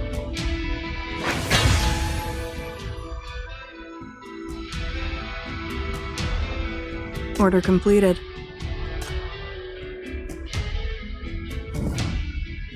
Oh, fucking hell. What was this? Enter endgame. Oh. Once more into shadow. Illusion to find it. While you're still reviewing the Metroville files, the archives will certainly emit sharp alerts. What's happening? Scroll flashes twice in place. Chief, Hilda Mania is spiraling out of control. Afraid further link session with her will no longer be possible. Ooh, what is it? You burst into a deep restricted area laboratory to find researchers scrambling around Hilda's containment tank. Inside, a countless stream of pitch-black mania seethed from the body, blindly churning until they nearly filled the entire container. Nearby monitor flashes with bright red warning. We have identified the cause. After a prolonged confinement in a contaminated environment, Hilda's consciousness and memories have already fragmented. Because your continuous input new memory segment during the link process, the cognitive function begins to show sign of confusion. mistakenly believed that the memories you constructed for her were her actual past. You truly rescued her and took all her hopes away from that place. With this foundation in mind has reconstructed memories spanning decades. In her perception, she has been waiting for you to return to fulfill your promise since the day you left. But her wait was yielded to nothing but silence. Mania is a mutation of the mind. The memory is a vessel of the consciousness. Decades of accumulated despair and breakdown erupts in an instant, causing the mania within her to spiral completely out of control. Cold dread grips your heart. The thought of never crossed your mind, but your link session, the very tool meant to help become the very cause of the breakdown. There is no need for concern. The restricted area has the highest level of protection. This magnitude of mania eruption cannot even damage the contained tank. The only outcome will be that she herself is consumed and dissolved by mania. So she'll die? I enter the consciousness now to suppress the mania outbreak. Can the link guarantee my mind's safety?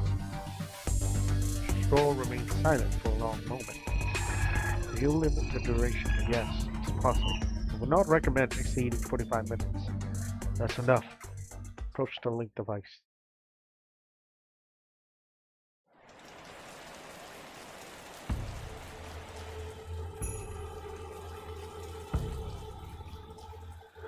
The world is a maelstrom. The rain does not just fall, it tries to scour the earth and the sky, clean and deluge, threatening to drown creation itself.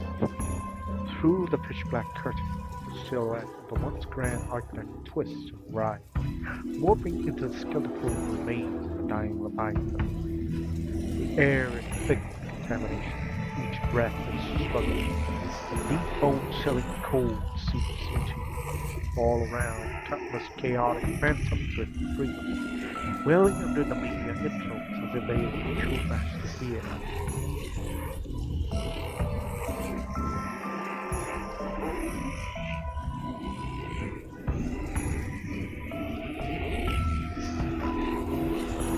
She's not like you.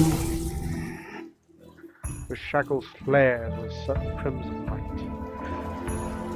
The spectral shadow shrieks and scatters from the blaze, but emboldened the mania-tainted rain, they only regroup with greater frenzy.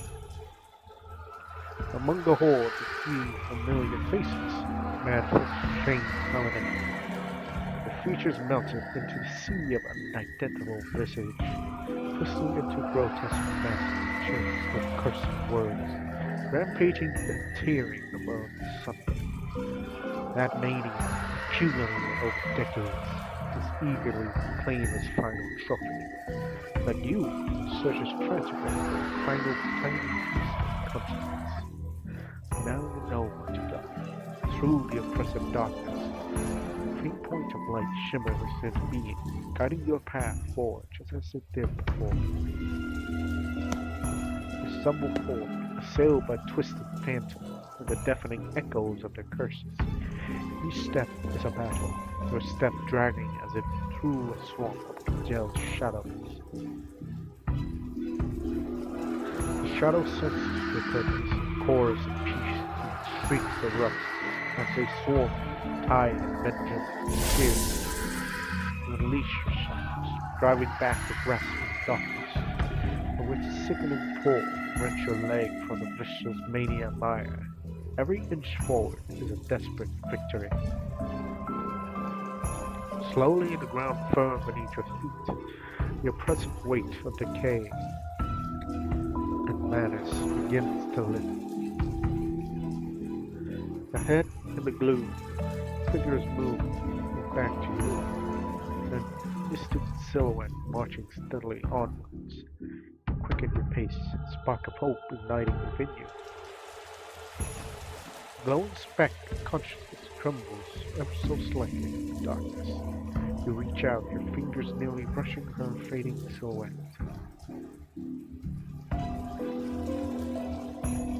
Suddenly a rift tears between you. A pure blinding light, fierce as breaking dawn, pours over you like downpour as you fall. Ooh, what is this?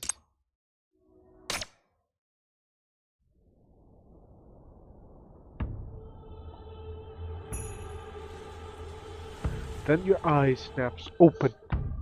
A withered field stretches to a horizon. Broken rice straws shudders in the wind, like a forgotten corpse of a dead age. Is this place also part of Hilda's consciousness? Take a few cautious steps. The ground is indeed solid, not that consuming mud of pure mania. But the field ahead is a barren wasteland, locked in a deathly silence.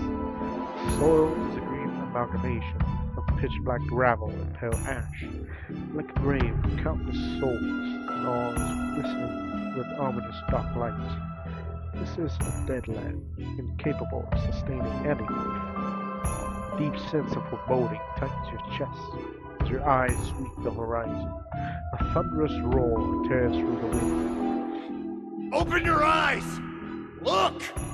This is the land your Metropole swore to protect with their hypercubes!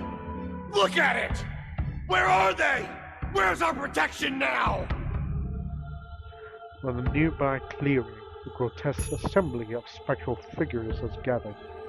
Their forms are twisted and their clothes a little more than tattered, their face shattered. Yet, from the fractures, their eyes burn with a unified hellish red, one of hatred and rage. In their clutches of contaminated, makeshift weapons are thrust menacingly towards the captive, huddled in their center. Beneath the skeletal branches of pitch-black dead trees, a single figure's kneel. A crude sharpening branch has pierced through her shoulder blade, pinning her in a immaculate crucifixion. The blood traces a slow, dark path down deathward, feeding the parched and cracked earth beneath. And then a faint voice erupts. She seemed to merge with the horde, a single consciousness shouting the force of a legion. His words land not as speech, but as a thunderclap shakes the very air. This is the true face of your Metropoles! You've sucked us dry, left us with nothing! Now, you'll get the same mercy you showed us! At this moment, someone noticed your presence. Who are you not a lapdog of the Metropoles? Before you can answer, another voice speaks up. Wait. This one's different from the Metropole scum. I know that scent. City. You're from City. A sea of eye locks onto you, the collective gaze of physical pressure. There's a volatile mix of naked suspicion, sharp scrutiny, and beneath it all, a discordant flickers of expectation. Then, you must hate them as much as we do. You had the guts to stand up to all the Metropoles. You know the blood on their hands better than anyone! With a sweeping gesture, he points at Hilda. She's one of them! She stands with the bloodsuckers. In her veins flows the life they stole from our land! The sweat and blood of your people and mine! Now, she pays her debt! A hunched shadow comes in the gloom. Offers you a short pole caked in bloody mud. You hate them too, don't you? Here, take it. Make her feel the suffer. Avenge us. Avenge yourself. Oh, fucking up. More and more eyes are now turning towards you. Crowd initial hostility has melted away, replaced by frenzied expectant acceptance. More cruel weapons are thrust in your lines of sight, your rough surfaces gleaming with a dim light. More cruel weapons are thrusted into your awaiting your choice. You remain still, your eye drifting over for a tool before finally coming to rest in Hilda's glowing face.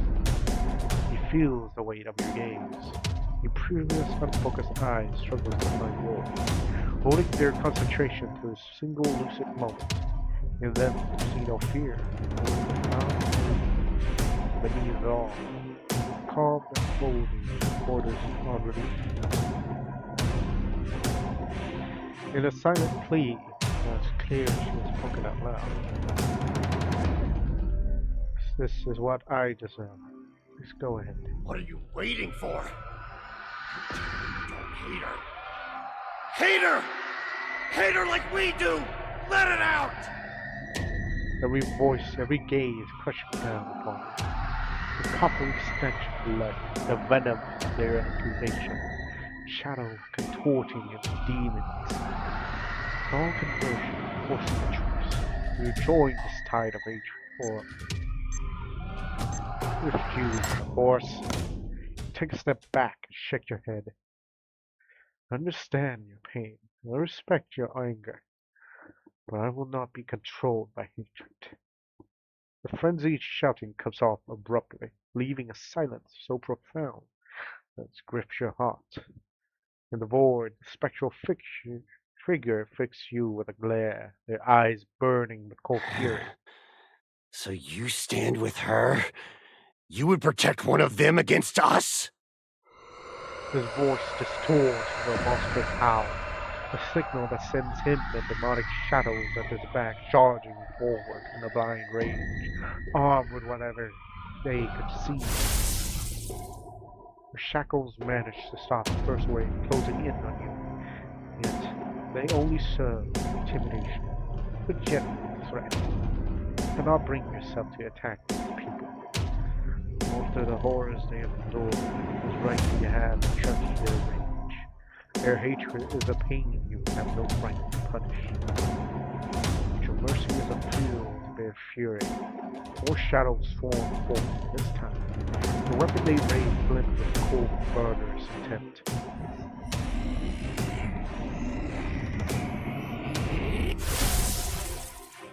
Your shackles were never meant for defense. Flimsy barrier shatters with a dagger bang over the side, throwing your body under as a shield. The storm of projectile rains down, jagged stone, crude clubs, rusted sickles. You endure the impact with futile defense. Can't look back. The brace for the searing pain, eye wide open, never came. The phantoms pass through you like smoke, the vengeance striking Hilda's its Your anger. Your pain. amidst sprays of blood and constant will, the body gradually breaks I apart. accept it all. Hilda! The last of your resolve hardened, your shackles shattered and constrained to a surge of will. The weapon's solidified mania sliced into you. Touch like white-hot iron, bright, searing wounds bloom across your body, each one's fresh fire. Though they are mere illusion, the agony is devastating real, buckling your knees, screaming through your nerves. It doesn't matter. I know you're burdened by regrets. I know it's painful. I know a part of you, nothing more than to die. Throwing yourself in front of you, you take the brunt of the attack, your teeth gritting against the impact. But don't let it consume you.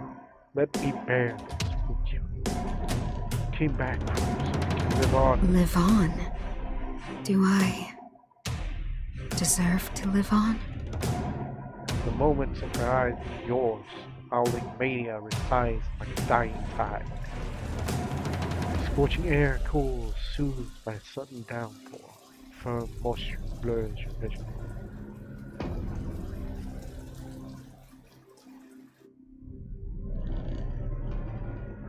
Ooh. Okay, we're on the last one, I think. The cold droplets falls on your forehead, sharp with the scent of disinfectant. Harsh incandescent light stings your eyes. You try to move, but your limbs are locked down, firmly strapped to a hospital bed. You wrench your head to the side and move before you invest in operating theater and more. The floor is a chaotic sprawl of white body bags, too many to count. In the center, restrained on a dissection table, is Hilda.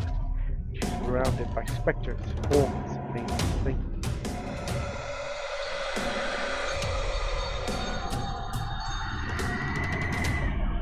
They weep and scream, their fingernails belong to surgical scalpels.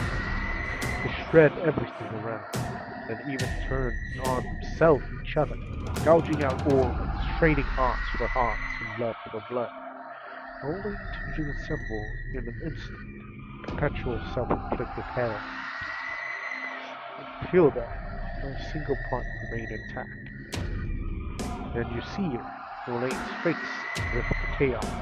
The girl's one unyielding, earnest gaze had been honed into sharpest blade. It carves directly into the deepest recess of the heart of the person once admired the most. I hate you, Hilda.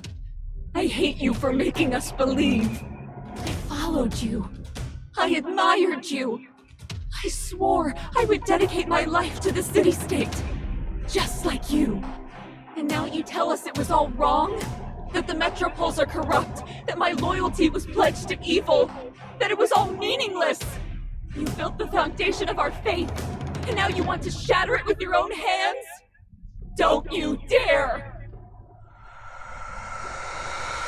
Her voice is a chorus of profound resentment, agonizing pain, and burning rage, echoes through the empty room.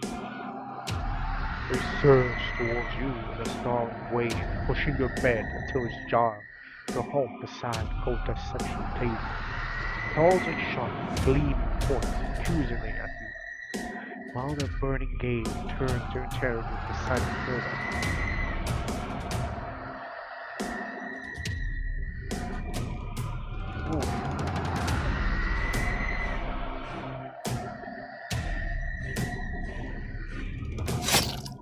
With a collective roar, they carve over their own chests with vicious blades.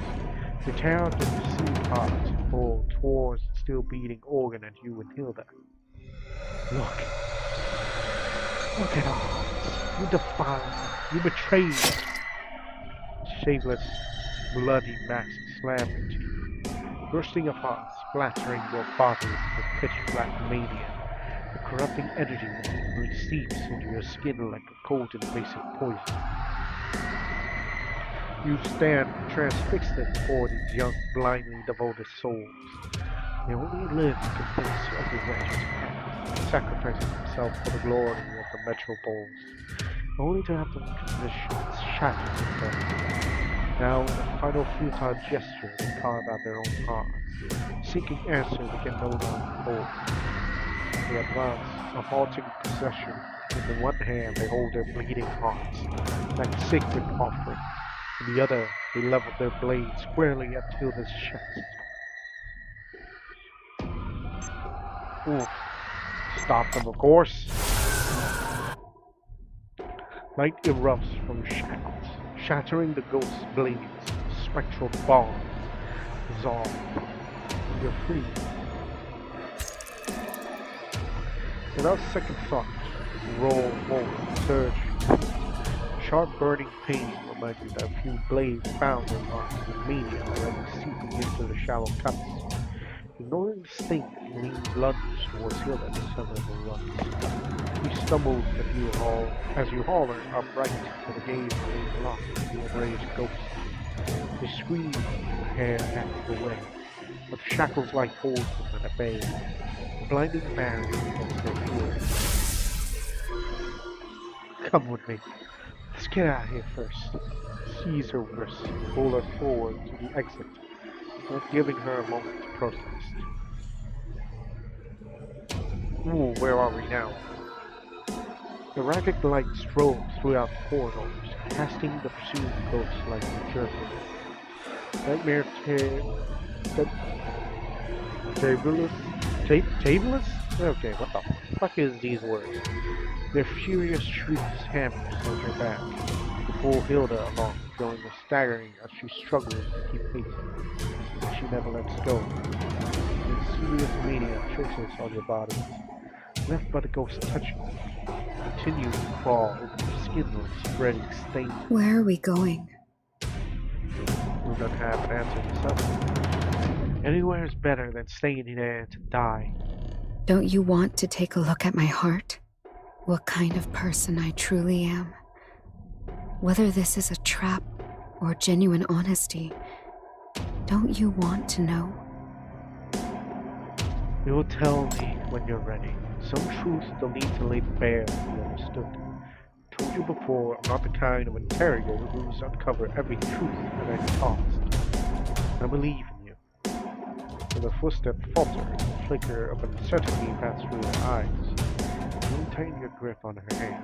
Without questioning, you just hold on tighter as you both run to the exit. At the corridor's end, looms rust, feeding an iron door. From behind it comes a deeper, muffled rumble.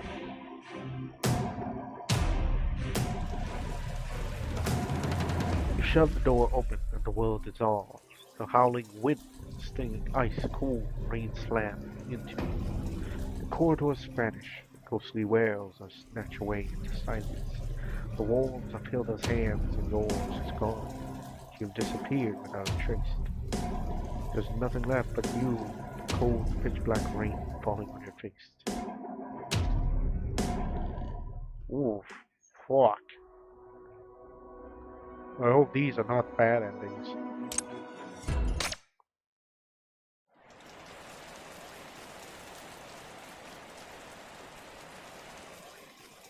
The late autumn cold, bone-chilling unique to the season, seep into you as you stagger through the garden.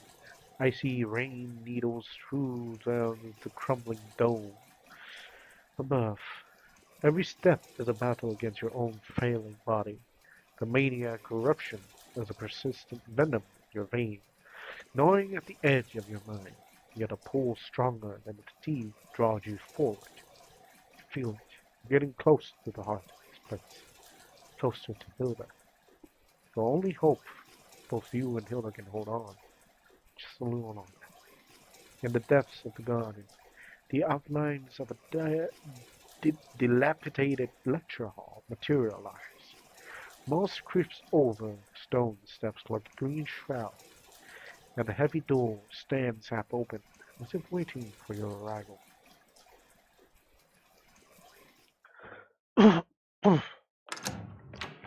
You pushed the door open and stepped inside. The air is thick and still, heavy with the scent of decaying wood and the ghost of old papers. This is a university lecture hall, once a place of learning now. Traces of mania crawls like a disease ivy across the walls and floors. On the low blackboard, fade cryptographic formulas, steady-state slogans linger like a forgotten memory. And there, at the far end of the hall, an enormous spectral shadow emerged from the very architecture. It is so massive that I've seen parts of the wall, until you enter. Slowly and deliberately it raises its head. Oh, look what the cat dragged in. Have you come to witness the lesson for my most disappointing pupil? Hilda, my brightest star, and my greatest fool. The corruptor that manifests, that becomes, lets out a pain-mocking sound. It toys with Hilda's bowed head, fingers move over its mouth. Like a merchant coldly telling needs A position at the very heart of the cryptography department. Something countless souls would kill for. The influence, the secrets, the power at your fingertips. And you cast it all aside like trash. For what? To run off to this festering swamp called Dis City to prove a point?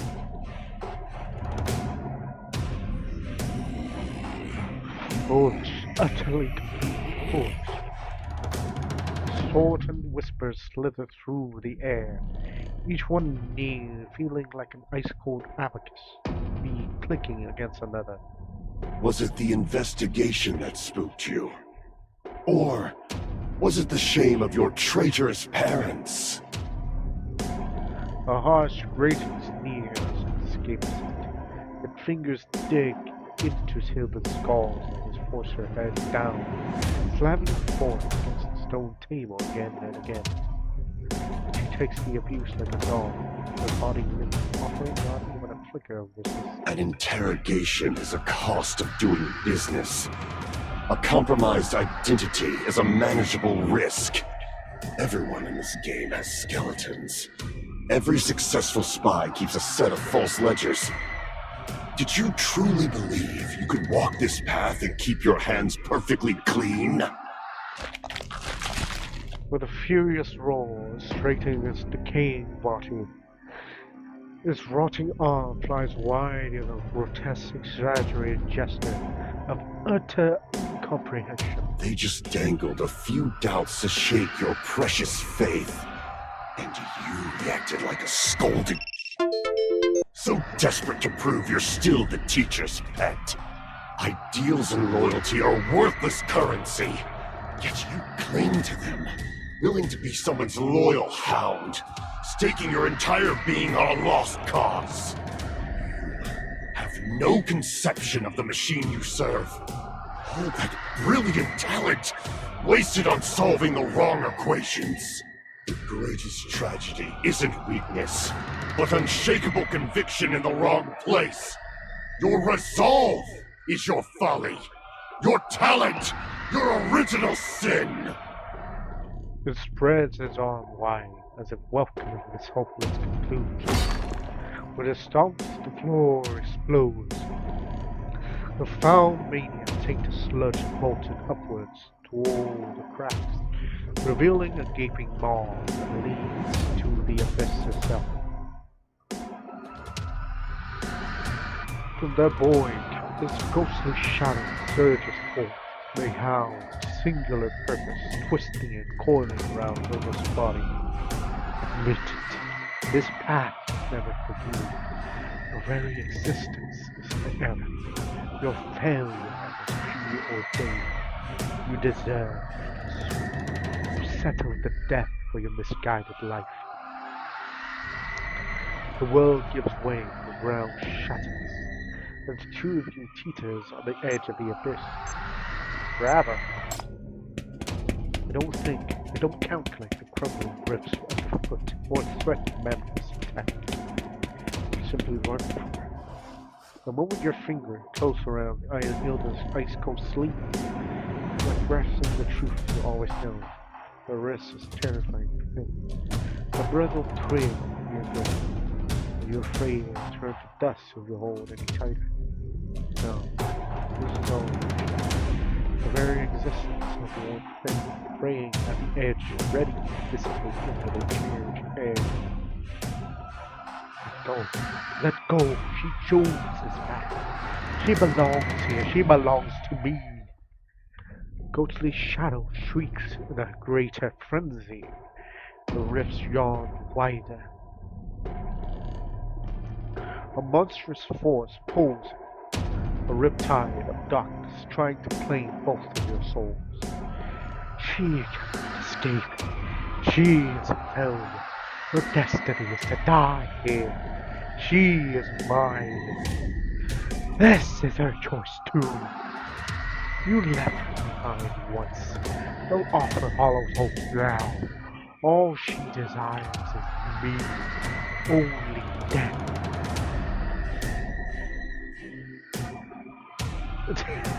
Is this a fucking swear word? Refuse to let go, no matter what. You've already braced yourself for this. Your teeth grind together as your fingers lock around Hilda's wrist, pulling every ounce of your strength in a desperate attempt to rip her back from the abyss of fate. Stop letting them torment you, Hilda. If you want redemption, if you really want to change something, then you have to live. Walk out of it. Do what matters. Letting the mania consume you in this place changes nothing. This is your mind. You are its master. As long as you don't give up, there is a phantom can never truly break you. That's why I came back to help you. Crimson's shackles erupts from your palm, shearing through the void like mania to pierce both your hands. It binds you together, a bond that for now defies all forces in the world or any other. A ghostly shadow within the sludge records as if scorched, Their advance broken.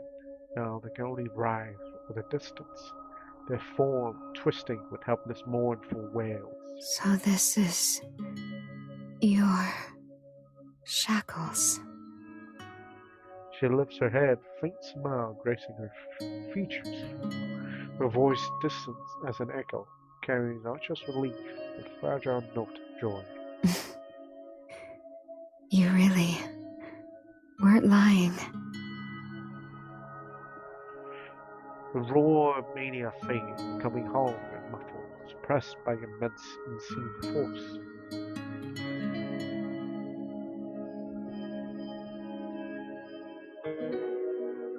As a mist begins to coil through the air, blurring your sight, within it, the floor slowly unravels until all that remains is a cold, unyielding chill at the other end of your shackles.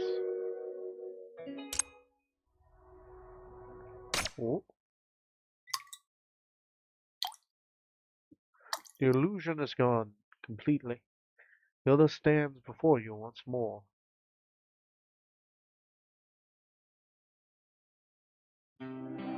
Mania has morphed into cruel shackles around her body, concealing the scar on her throat. Her long hair is plastered to her face, her neck as pale as marble. Her eyes, once so piercing, so deeply knowing, are now vacant, like wells have long run dry. Yet, her gaze finds you, you who have returned to this desperate place, who have fought so hard to reach her. The ghost of a smile touches her lips. Why did you come back? Made you a promise. You fool. This place is dangerous. Mania could consume my consciousness completely at any moment. Soon, even this last sanctuary will be thoroughly corrupted. When that happens, not even those memories will be able to guide you. She points at your body, and spots speckled by the light drift from you, like luminous dust that float through the air, even settling upon her head. Wherever they land, shackles binding her dissolve, melting away like snow under warm sun. First That time you were drinking tea in my room, you suddenly jumped up and said you could smell poison. You tried to act casual, but your expression was so serious as you searched the entire room.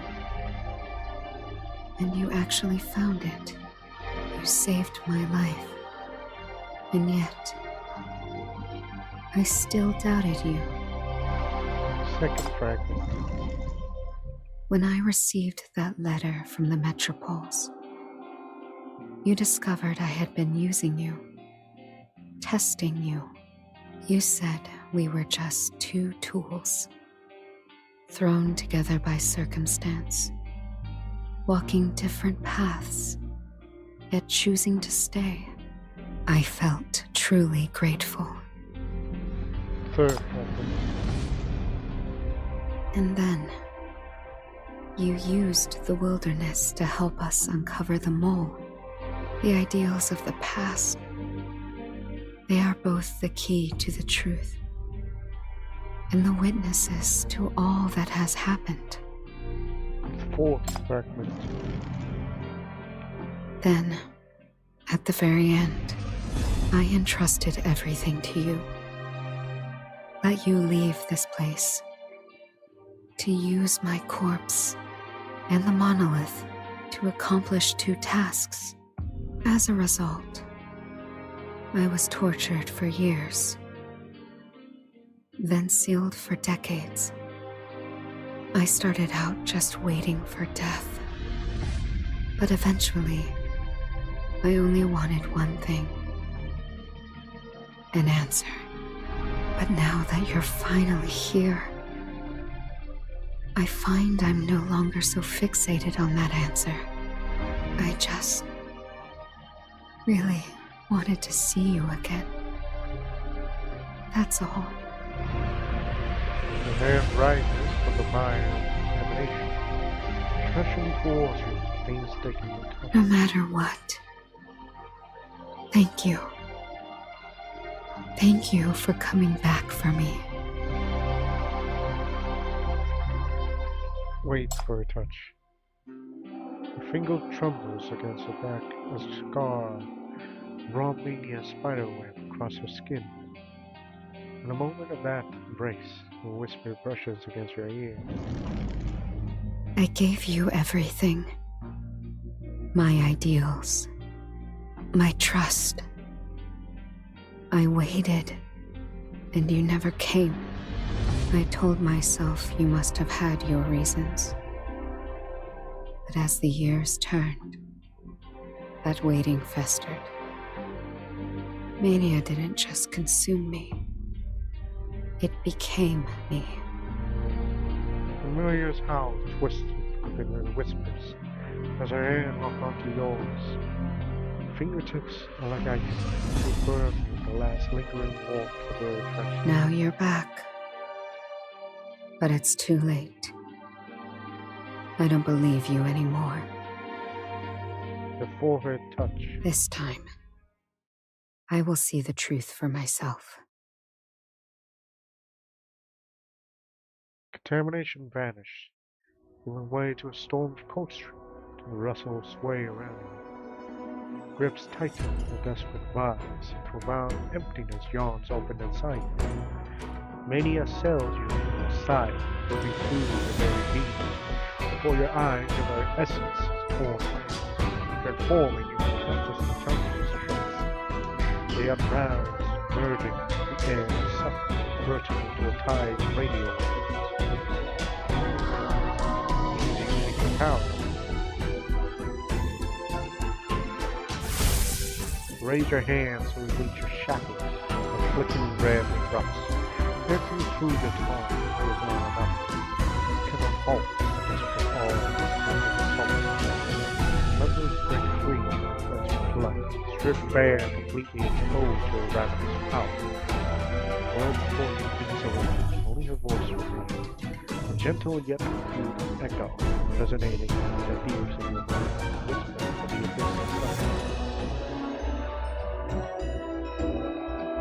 whispering of the abyss inside. So this is the real you. Hero of this city. Chief of Minos Bureau of Crisis Control.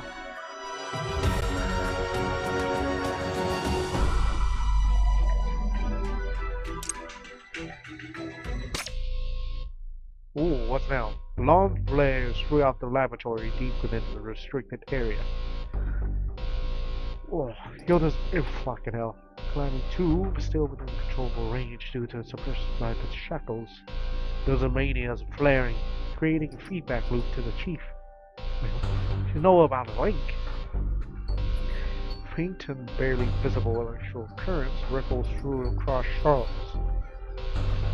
Minutes later, it speaks, his composure icy as it begins issuing orders. Continue monitoring and prepare to activate mandatory protocols. Priority is Chief's safety, regarding subconscious incursion, if he breaches his mental defense. Will be ultimately simplifying our task. Initiate a 15-minute countdown. Prepare the suppressed injection and stand by to terminate link connection. Notify the MBCC to be on standby. Mania exceed critical threshold. Will transport Hilda alongside the tank to upper levels. Severe connection to the chief. Proceed with determination. Cannot allow her to extract any intelligence from this facility. Sadly, she already did. In the span of a few breaths, Hilda's power floods through space. Cold strip unspools from your very being, pinching your limbs, hoisting you aloft. They flutters from her fingertips, like a silent paper shell. Your shackles and her power intertwine, your consciousness and memory knot together like a profound, unnatural braid. Yet she ignored the iron beating in her flesh, and the corruption seeping through her veins. Her fingers with a ghost's touch traces contour of your mind, causing your memories to unfold before her.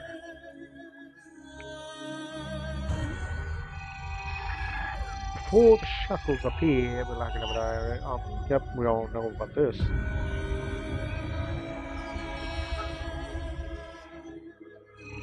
Still there, hotline.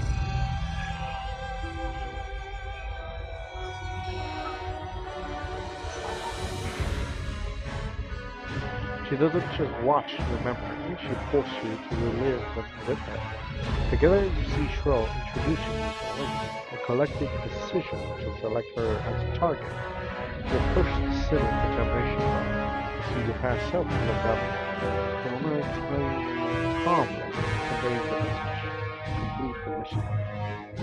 She makes you an unwilling participant in this twisted ritual perspective, forcing you to appreciate the betrayal alongside her. Fascinating, isn't it? Are you afraid of the guiltiness when your lies are laid bare?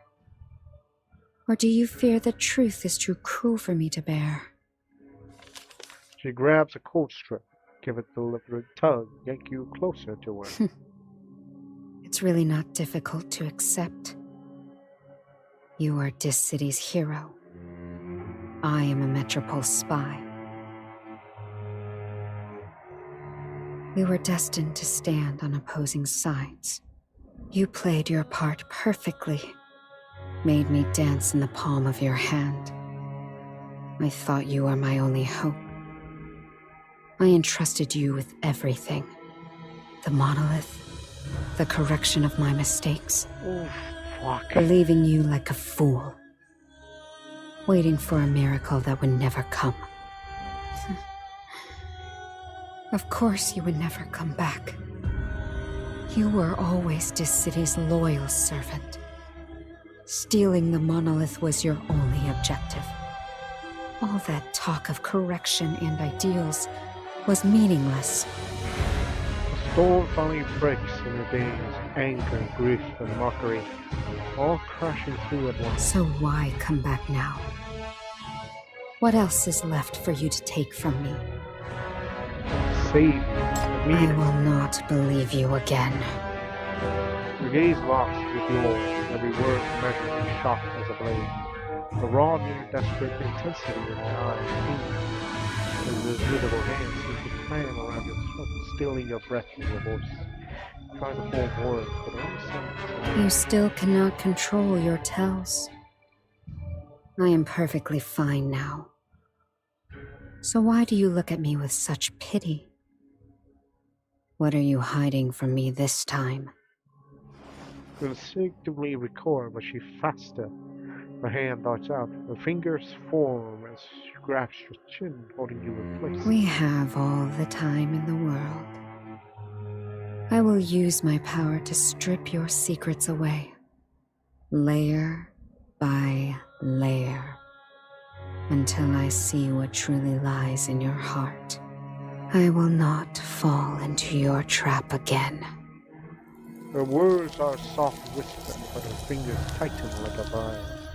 More cold strip of your memory surges from within you, a torrent that makes your very consciousness shudder.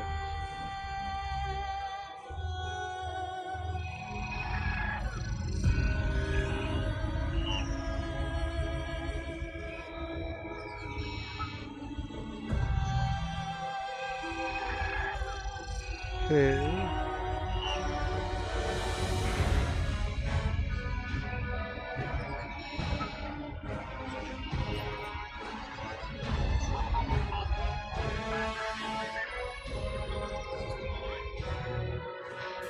She watches and continues silent, her eyes structured mirrors to countless shattered scenes. So, even my memories are fake.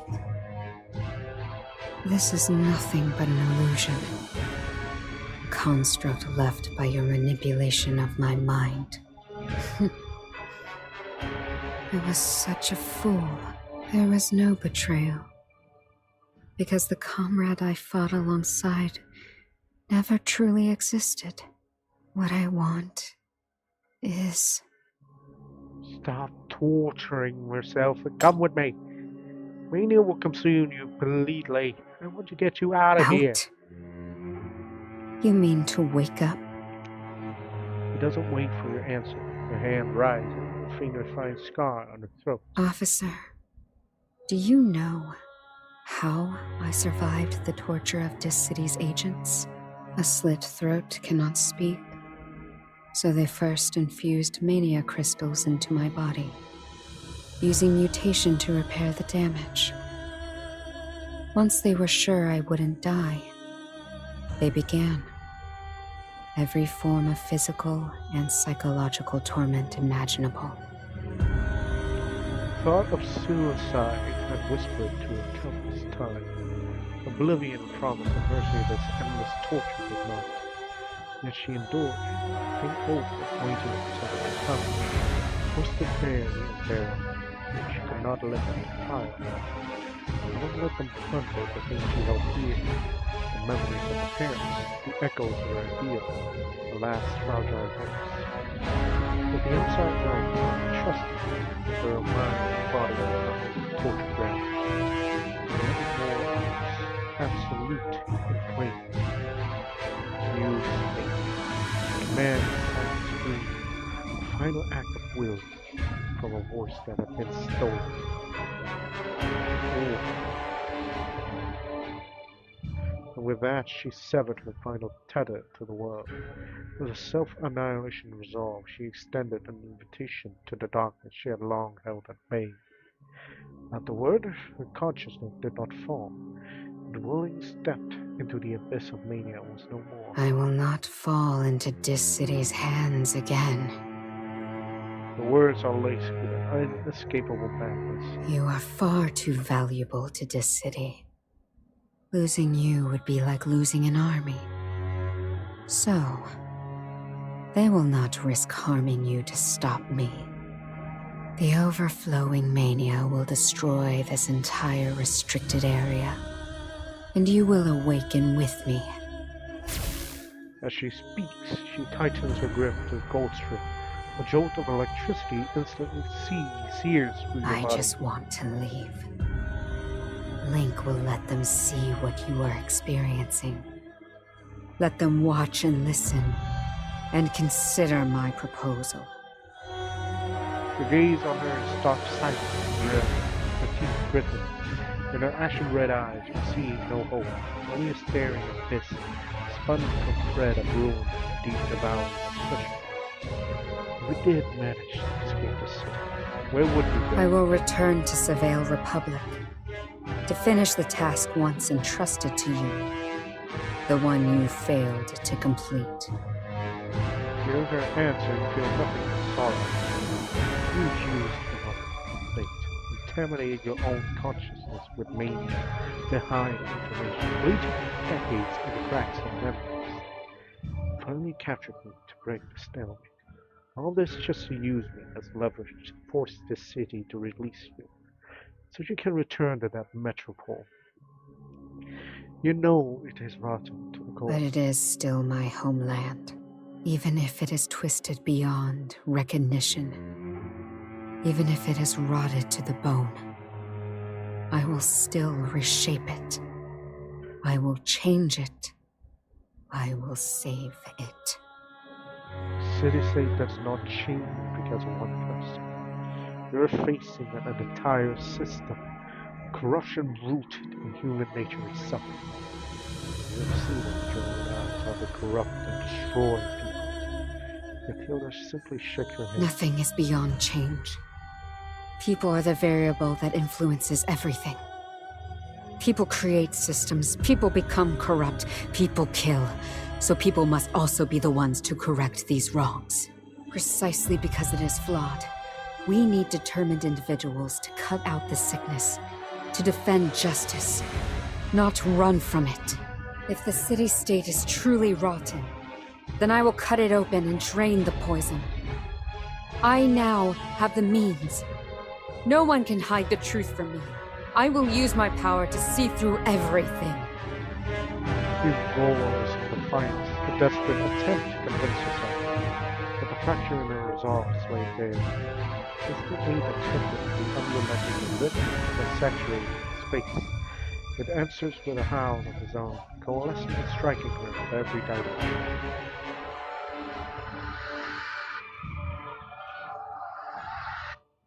Like moths to a flame, the tempting whispers rolled himself against the cage of the coldstreams, disintegrating into ash against the barrier of her power. You watch her fight a war on two fronts, against the corrupting backlash of mania. With the grip of your shackles, her body trembles, swaying at the very urge to collapse. Enough, Hilda. Your war ended long ago. What are you doing now? Shut up! I said I will not believe you! Her hands are trembling as they cup your face. You gaze deeply into your eyes, only to find profound compassion. What else do you know? What else are you hiding from me? Tell me. Let me see it. Please. More memories transform, become fluttering clothesprit that tears itself from your body. You swarm outwards, a frantic, suffocating blizzard that devours the space around you. Pain leeches through you, swooshing tear of your consciousness, the very soul being ripped open. So let her see it all. You hold her gaze as she plunges into the hidden corners of her mind, racing straight towards the truth you have buried deepest in the trenches of yourself.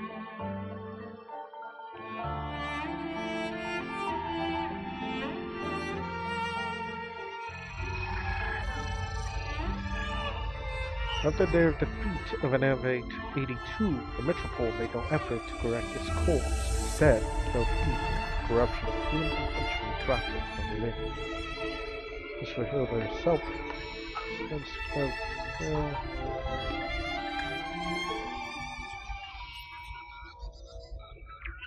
yep, that was same lines. In this moment, the entire world freezes. It is a sudden profound silence, no feeling pain. Receding anger on the words away until they only make it blur. What is it saying? You take a deep breath. Really soft, beautiful. Can't fix it. Can't let you leave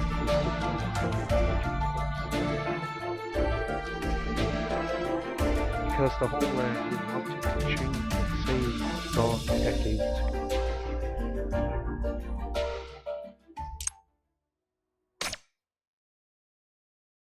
The world grinds into an absolute halt. Insane distance. The cold strip plummets, scattering across the room like so much worthless trash.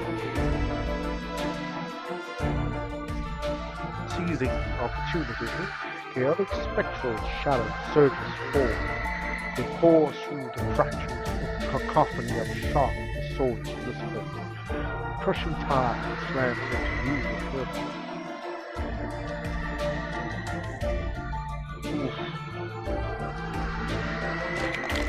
With a shrill, piercing screech, the contamination and mania returns.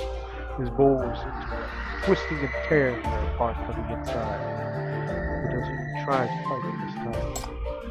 Hilda! Sludge-like wave of mania seizes your leg, crawling up your body with terrifying speed.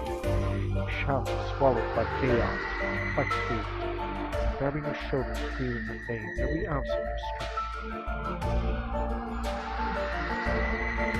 Get the hell away! Crimson flare of shackles cuts through the horn of whirling shadows. Their forms scattered and dissolved into shrieks as the world itself comes apart. The sky shatters and the ground crumbles. Together, you are plunged to a weight void. Oh, we're back the here. city-state is like a giant bonfire, burning bright to keep every home warm and every belly full. It's not just big walls and tall lighthouses. It's hope for everyone. One day, I'll add my own little spark to that fire. I'll shine my light for others to see. You will too, right? You're me from the future, all grown up. Can you answer my question now?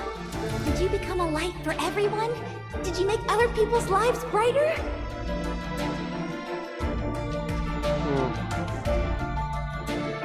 I got lost on the wrong path and walked it for a very long time. I thought I was protecting something precious. But in the end, I only caused ruin. I failed the people who believed in me. Really? That's quite sad. But you'll get back up again, right? If one path leads to a dead end, you just find another. If that one's no good either, then try the next one. If you try every single path, you're sure to find the right one. With a smile, she stepped forward, her hand floating around yours, holding you to run down one of the waiting paths. But the ground itself is alive, exceptional. The path beneath her, branches weaved by veins, each one promising light or secretly leading to a deep and more profound darkness. Where did the corruption begin? Which of these forked illusory roads? Where did it go? Oh shit. That lanes. Sorry, dear. Can't bring you. The city's too dangerous. Try to fix it. Things too sudden. Get the war. Give up on your ideas. Just live an ordinary life. Wait for the endless promise to come back. Try to go left. Where are you? An undercover agent? Don't make me laugh. You don't have the stomach for the killing it takes. We had a deal. I handle the wet work. You handle the codes. Let's keep it that way. Don't you ever kill anyone, Hilda. You'll regret it. I'm telling you, no matter what happens, keep your hands clean. You're right. Run, lecture off. Will you join me, Hilda? The war is all but over.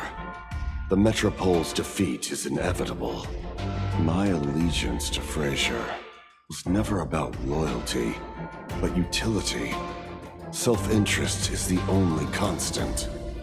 You're my most gifted student.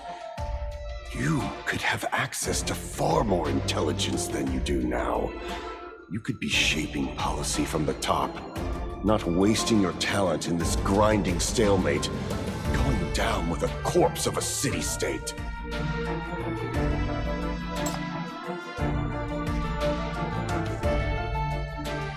This city won. We won the war. To hell with those Metropole bastards. Purge the defeatists. Purge the opportunists. Purge the spies. Make every traitor's pay. Root them all out.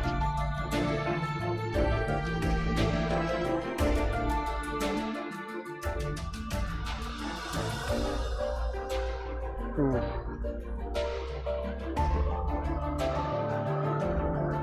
And we're back here. The vision shines, leaving you stranded once more in the familiar grounds of the manor. With the bone-chilling rain warped the estate into a distorted reflection of itself. She stands bewildered at the far ends of the eaves, her gaze tracing countless long paths and coils and twists beneath her feet like serpents. Then, coming through the drums of the rain, hear a soft, disbelieving laugh. You knew all along. Is that why you've been giving me that look? Because you think I'm pitiful? That I'm pathetic? Did you come just to witness my disgrace? Decades spent in the shadows, enduring for a single moment. Yamor shows every ounce of her strength launched now out of town. Time one as she saw, and now, the moment of her triumph is all crumbled to dust.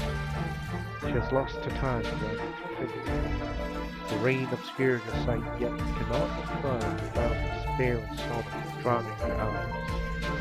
Around you, the tide of mania rolls, swallowing the main whole. ground beneath your feet is the last mesh.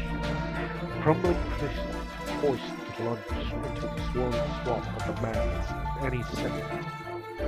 The rampage is absolute. Nothing now can calm the storm which shatters.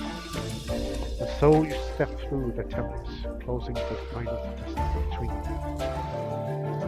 First, my only goal was to extract information that fabricated an identity into your mind, deceive you, protect you, who is close to you, open the mission. I plan to take what I need and leave, but I found your work just as fast. You told me you came from consciousness, you were struggling because you couldn't forget the sacrifice. You were always searching for another way, even when you took the wrong circles. You gave me the monolith. Truly wanted to help you. Had this not been never watched by the page from truly the way of truly helping. Could have helped them complete the infiltration stand in light against legend. Whether the outcome of your story was found a different end. Because you can still feel the agony in your heart. Pulling you to feel it. All you can hear it, not truly lost. I believe a soul of yours serves a chance. Still choose your path. Again. What's the point? The words are low, sweet, barely audible, with a sudden roar ringing afterwards. A wave of pure darkness crashes into you, forced everything to sweep you away. Can someone like me really have another chance? That choice is yours. There is force in space to inspire to hold you back. Yet with every step you return only grows stronger. Today this city walks the same path that the metropole once did. During the military regime, countless settlers in the town were crushed. Countless outlets died at this court's hand. If conflicts shared this, then they were too. No one can promise they will never make the wrong choice. Finally managed to grasp her, she is a statue, yielding yet distant, uncontrolled movement from her like a wound, crystallizing into a cruel bond pierced through all flesh, the black essence dripping steadily, feeding the contamination pouring at the feet. The shackles instinctively reach out to calm the baby, only to be met by the invisible iron resistance, sheer force of despair. Recognizing this is the path for will, take your hand and press it firmly to your brow. You know you don't need to come. See for yourself. Come, look into the heaven, judge my word myself. And your invitation has been remembered and told before. Within the blind, constant sorrow, rage born aspiration, rising unified resolve. Darkness that lurks beneath the surface, and it throws other worlds. The gaze lingers with diverse faces within the memory. In essence, they are no different from the people of the past, strong, powerful, foolish, yet brilliant, all chasing their own ideals in the corners of the city-state. Yet the same shadows and ruins, colossal beasts emerging from behind the city itself. The independence war is over. History has already passed its judgment. We don't have to remain enemies because of the side our city-states were on. This isn't about serving a position, it's about following your own expression. Ask yourself, were you truly devoted to the metropole, or to that ideal city-state of your heart? These memories, raw and razor-sharp, pierce through her nearly numb senses. This is the future, not the past. not present. She once believed her loyalty to natural force. Now it doubts piercing. Was it ever simple? Or was it the gleaming ideal of what it could be? Not the rotating carcass it had become. You really are a kind person. But The hand trembled as she reaches way, as if to obstruct the moment. The cacophonous tide surges from behind, finally slamming you both into a pitch-black mania swarm. Look for Hilda, not fucking done. The moment you sit into the mind, your mind invaded by cacophony, frenzied whispers and shrieks. These howling forms surges towards you, scattering in panic when your shackles blast them back, only to coalesce and attack again with renewed fury. You fight them off, forcing your eyes to stay open against the oppressive tide, as you search desperately for any traces of Hilda. Finally, you see a single cold streak, drifting just out of reach, and lunge for it, only to find it too far away. I'm not fucking done. The shackles snap forward, stacking strip, clutching in your hand, a tangible anchor in the chaos. And with a final desperate effort, you swim with all your might towards the abyssal depth where she vanished. Okay, everything turns red-ish. Swaying rocket, consciousness is carried deeper into the abyss. The cause worth fighting for is gone. The future worth believing has vanished. What reason is left to struggle? Perhaps to simply cease is the only peace left. But then through the chaos, someone stubborn and relentless running towards you. I hate you. I understand your pain and respect your anger. I will not be controlled by nature. Never falter. Some truths don't need to be laid bare. I told you before. I'm not the kind of interrogator who loves to uncover every truth in your cause. Throwing her out of the fire. If you want redemption, of a real change, then you have to walk out of here and do what matters. Letting the mania consume you in this place changes nothing.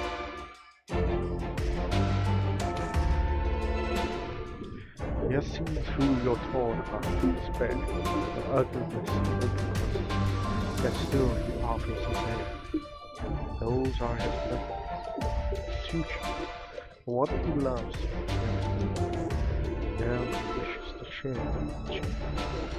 That future, what he will to share, and he sees what his life will choose.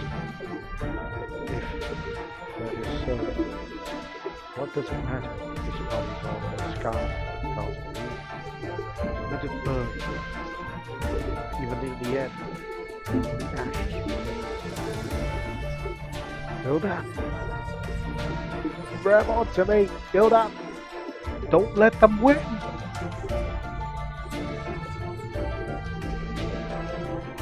The only thing remains for her to believe in that. Perhaps there's nothing more and nothing less than the person standing before her. She reaches for you with a desperate, trembling hand, her eyes holding a hope, one with him gazing up with a single spider thread. can I really? Grab her. She offers no resistance. A soft crimson glow kindles in her palm. This form of sharpness is gone. Then dissipated. From the other ends of the shackles, you feel a turbulent mania within her gradually stilled.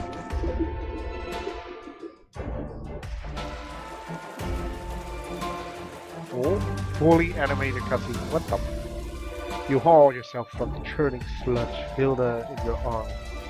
Above, a torrential downpour of black mania saturated rain threatens to sour the world clean, swelling in into a apocalyptic club.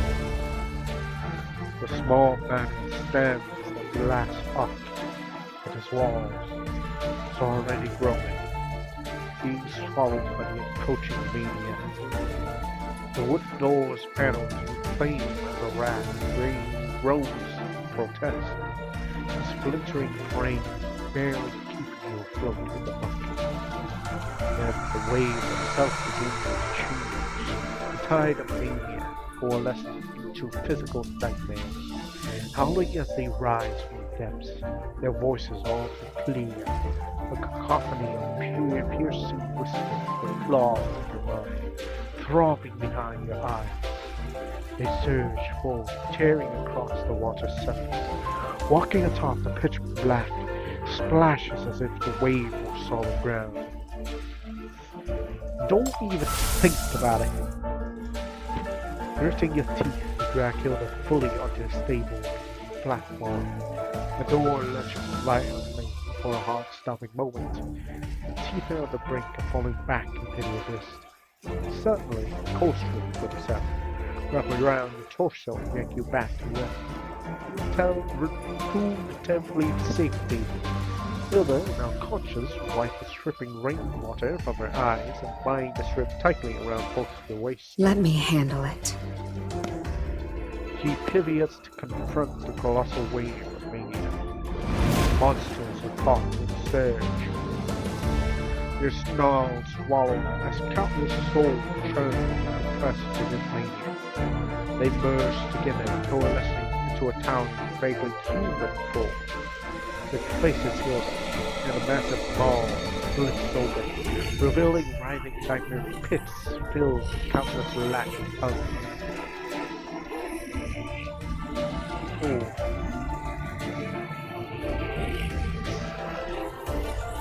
Let your blood run clean. Every life you have taken will haunt you to the ends of the earth. We will never forgive. Hilda standing in silence, still points in the storm. She let them scream at the flare, allowing their endless hatred and rage to exhaust itself against her power. The coaster whips through the wind, like a red line slashing the dark. It wraps the giant beast in its eerie embrace. I don't need your forgiveness. I don't care if I'm being used. If there is a chance, I will take it. I've never found the right path anyway. The worst that can happen is being fooled again. Losing myself once more. But I'm used to it now. I'm not afraid anymore.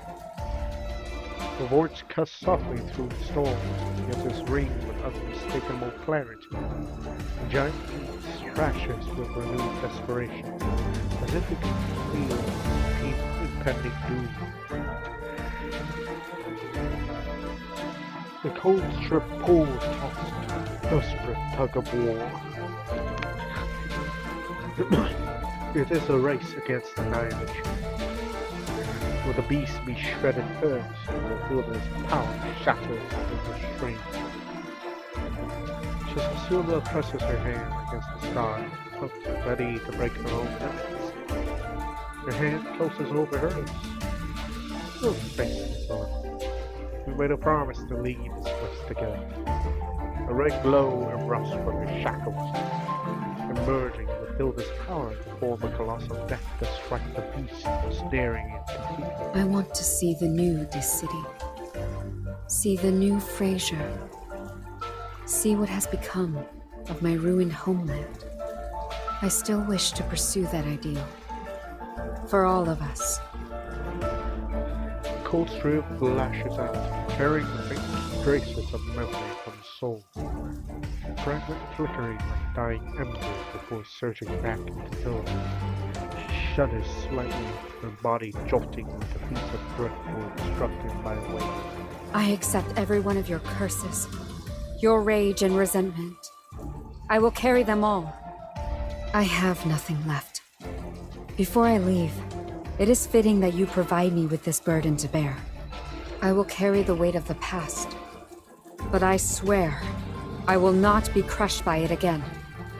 And now if you still stand in my way, I understand why. But I will not yield. Cold strip snap taut, empowered by your shackles, it explodes upward, slicing the beast apart. Instantly, the monstrosity collapsed like a failed rocket. The fragments scattered. Somehow towards the vengeful tide, others flee. Wounded in the distance, the rest simply vanish in the wind.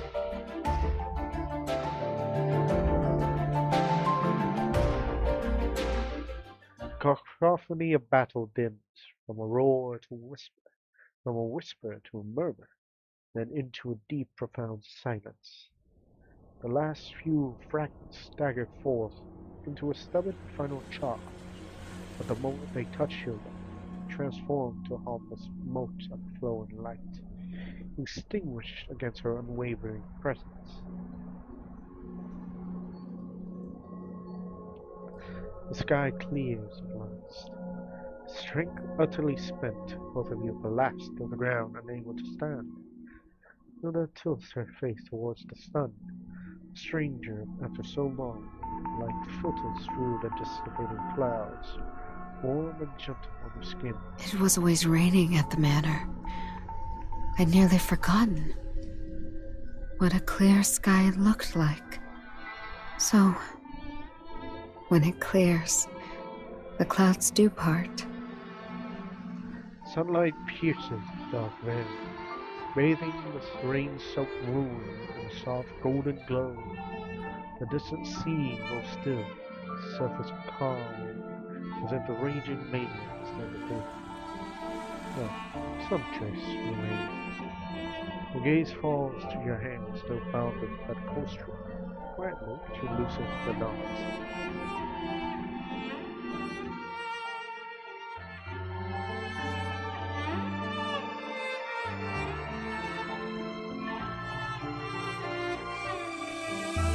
Despite unforeseen complications in the procedure, the experiments have been but... Ooh.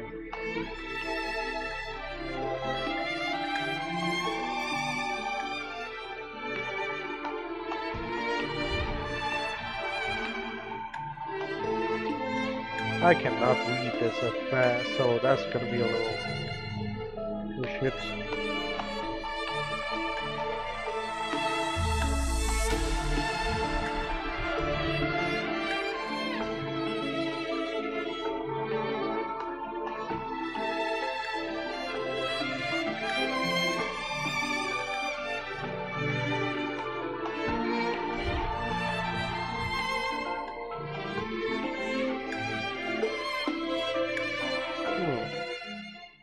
Okay, I could not read that at all. It's fucking speeding ass fast. The liquid in tank stirs with a soft current.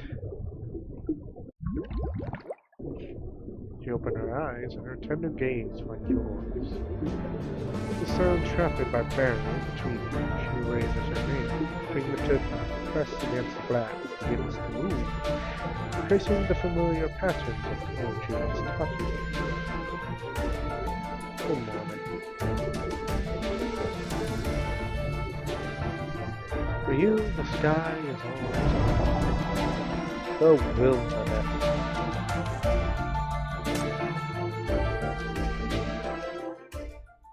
That is the very end, I think. Oof, got everything. Right, let's see. Yep, is all done. Nice. Okay, let me get this cool. 190.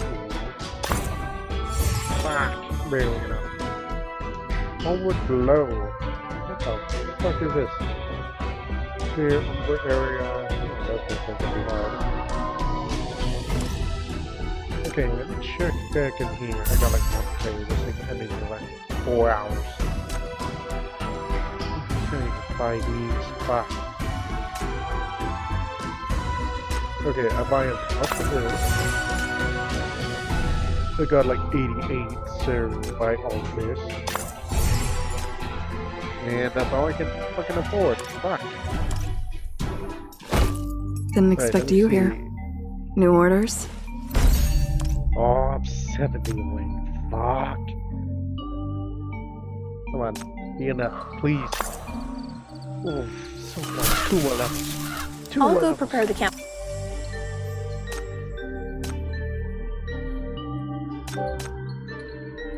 Come on. Ah.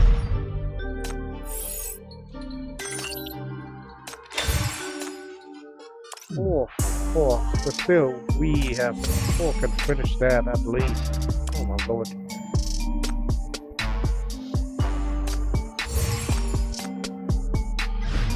Okay, I need to find a way to get more shit on this. 0 casualties required. Okay, Nexus. Oh, come on, give me some missions. Give me that. Give me that. Come on, 2 more levels. Fucks. Okay, 50 arrests. Do more of that. You bitches. Need 2 more levels. How much do I have? Oh, so close. You fucks. Oh, what's this? What do we have? I'll take it. Ultra Bliss. Oh yeah, there's still this. There's 1, 2, 3, 4. Still give 50, so it'll give around 2. Yeah, around 200. Let's do it. You know what? I'm doing this until I get the last 4 on Hilda.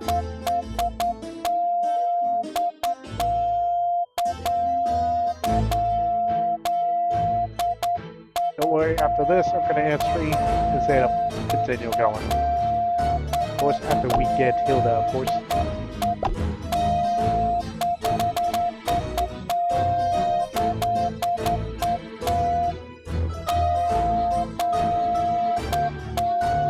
Come on.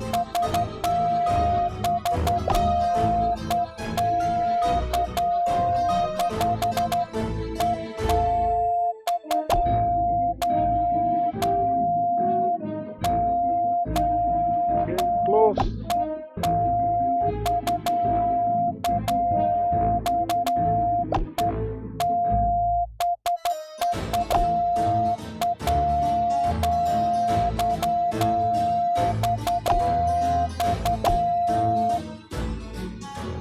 Okay, look up.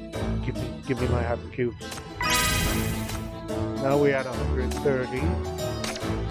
I think.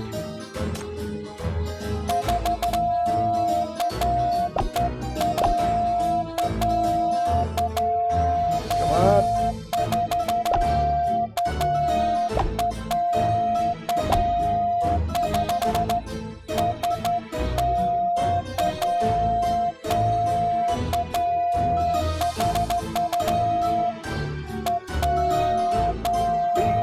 Run it. Come on.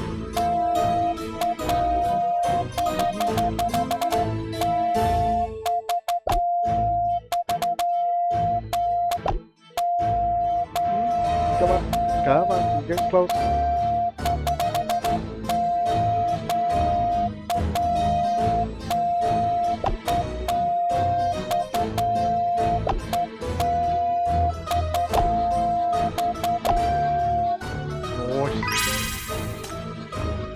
No, only I got 100.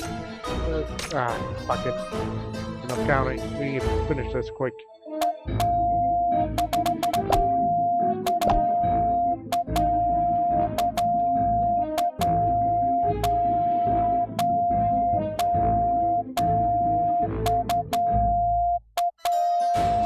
Oh my lord, this thing is a little harder.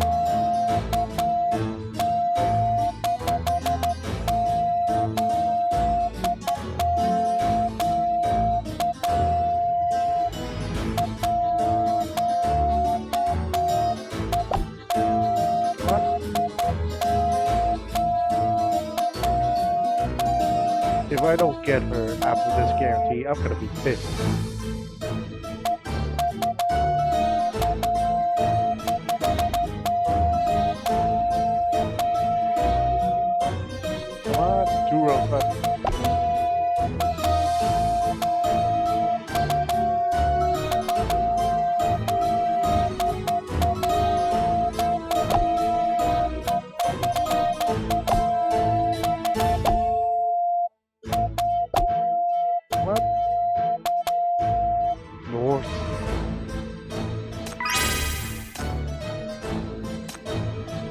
Okay, that's not just stuff. Okay, let me see. Do I? Oof, almost.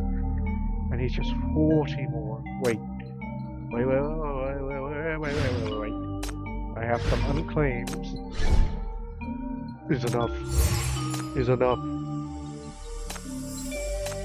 Come on, heal up. Come on, love. Come on. Ooh. Come on.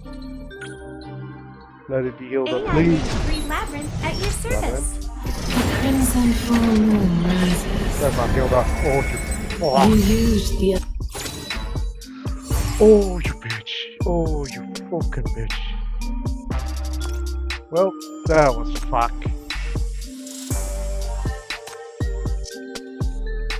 Oh, fucking dang it.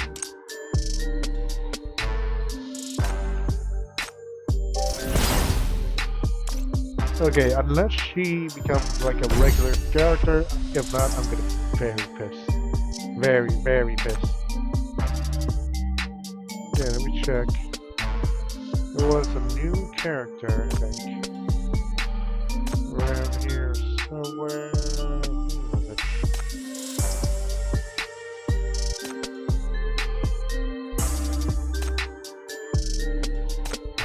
Yeah, it was Hella. So, if she does not get dropped in here, I'm gonna be very pissed. I lost my 50-50 on this one. If I do not get it, I swear, I'm gonna be very pissed. But, so far, we did all that we could, at least. Oh.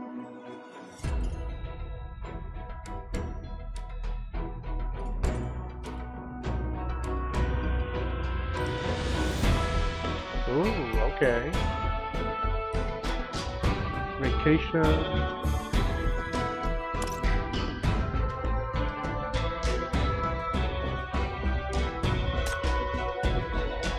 Wait, homework low. What is this?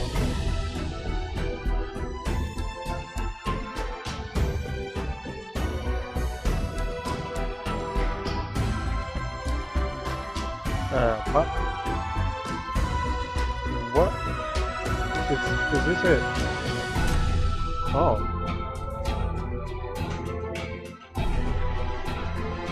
The 9 days repairs strikes kill those represent. You should only protect the money, continue watching the secrets. That's fine.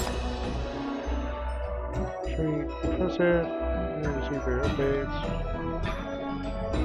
View. What we got? Shadow, Hilda, Aquila, what you got? Hello? Left Bureau, Independent Verification Interview. Electronic, signed man, a copy of this city public transport guide. Much better, right?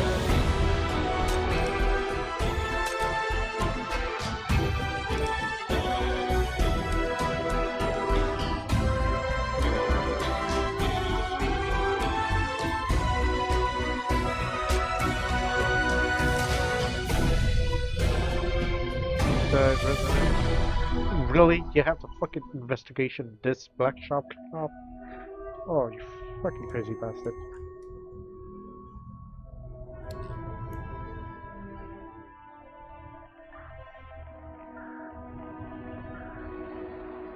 Oh, Mist Cafe, okay. Oh well. We'll suspend that for now. But I think it's time we end the stream here. Oh, let me see if there's actually something green for tonight.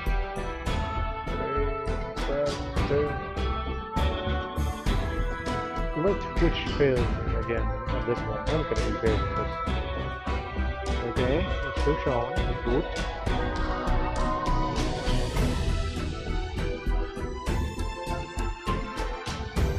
Let's see here. We got video, we got 40,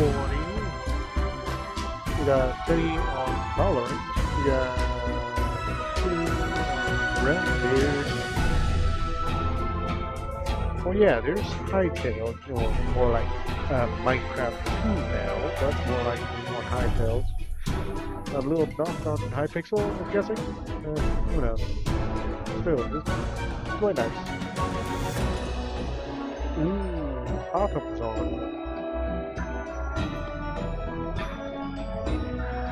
Alright, let me see if I can raid.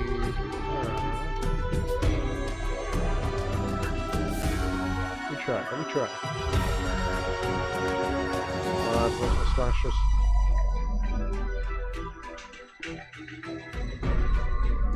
Yep, free raid time. Yeah, good. Alright. We have experienced the story of Hilda. If she does not become a character before the undefinite element, it's gonna go insane. I mean, most characters does become element. Canon is a character we can maybe somewhat select for. Well, I think it's gonna have to be like after update, so they update the shop or whatever. So, for now, I'm gonna have to save up my luck for until I can get her again. But still, her story was definitely full of a lot of stuff. I mean, she was definitely a spy and all that. Still, she is more like a corrupted James Bond, as I could say. Still, not bad. So, for now, we're gonna left it here. We're gonna raid into Sawaku Kazuko, who's playing Genshin Impact right now. Gacha game I am new to touch. So, thank you guys for joining me today stream. I hope you guys have a wonderful day or night. And we'll see you guys next time. Maybe on 82 or something. So, bye.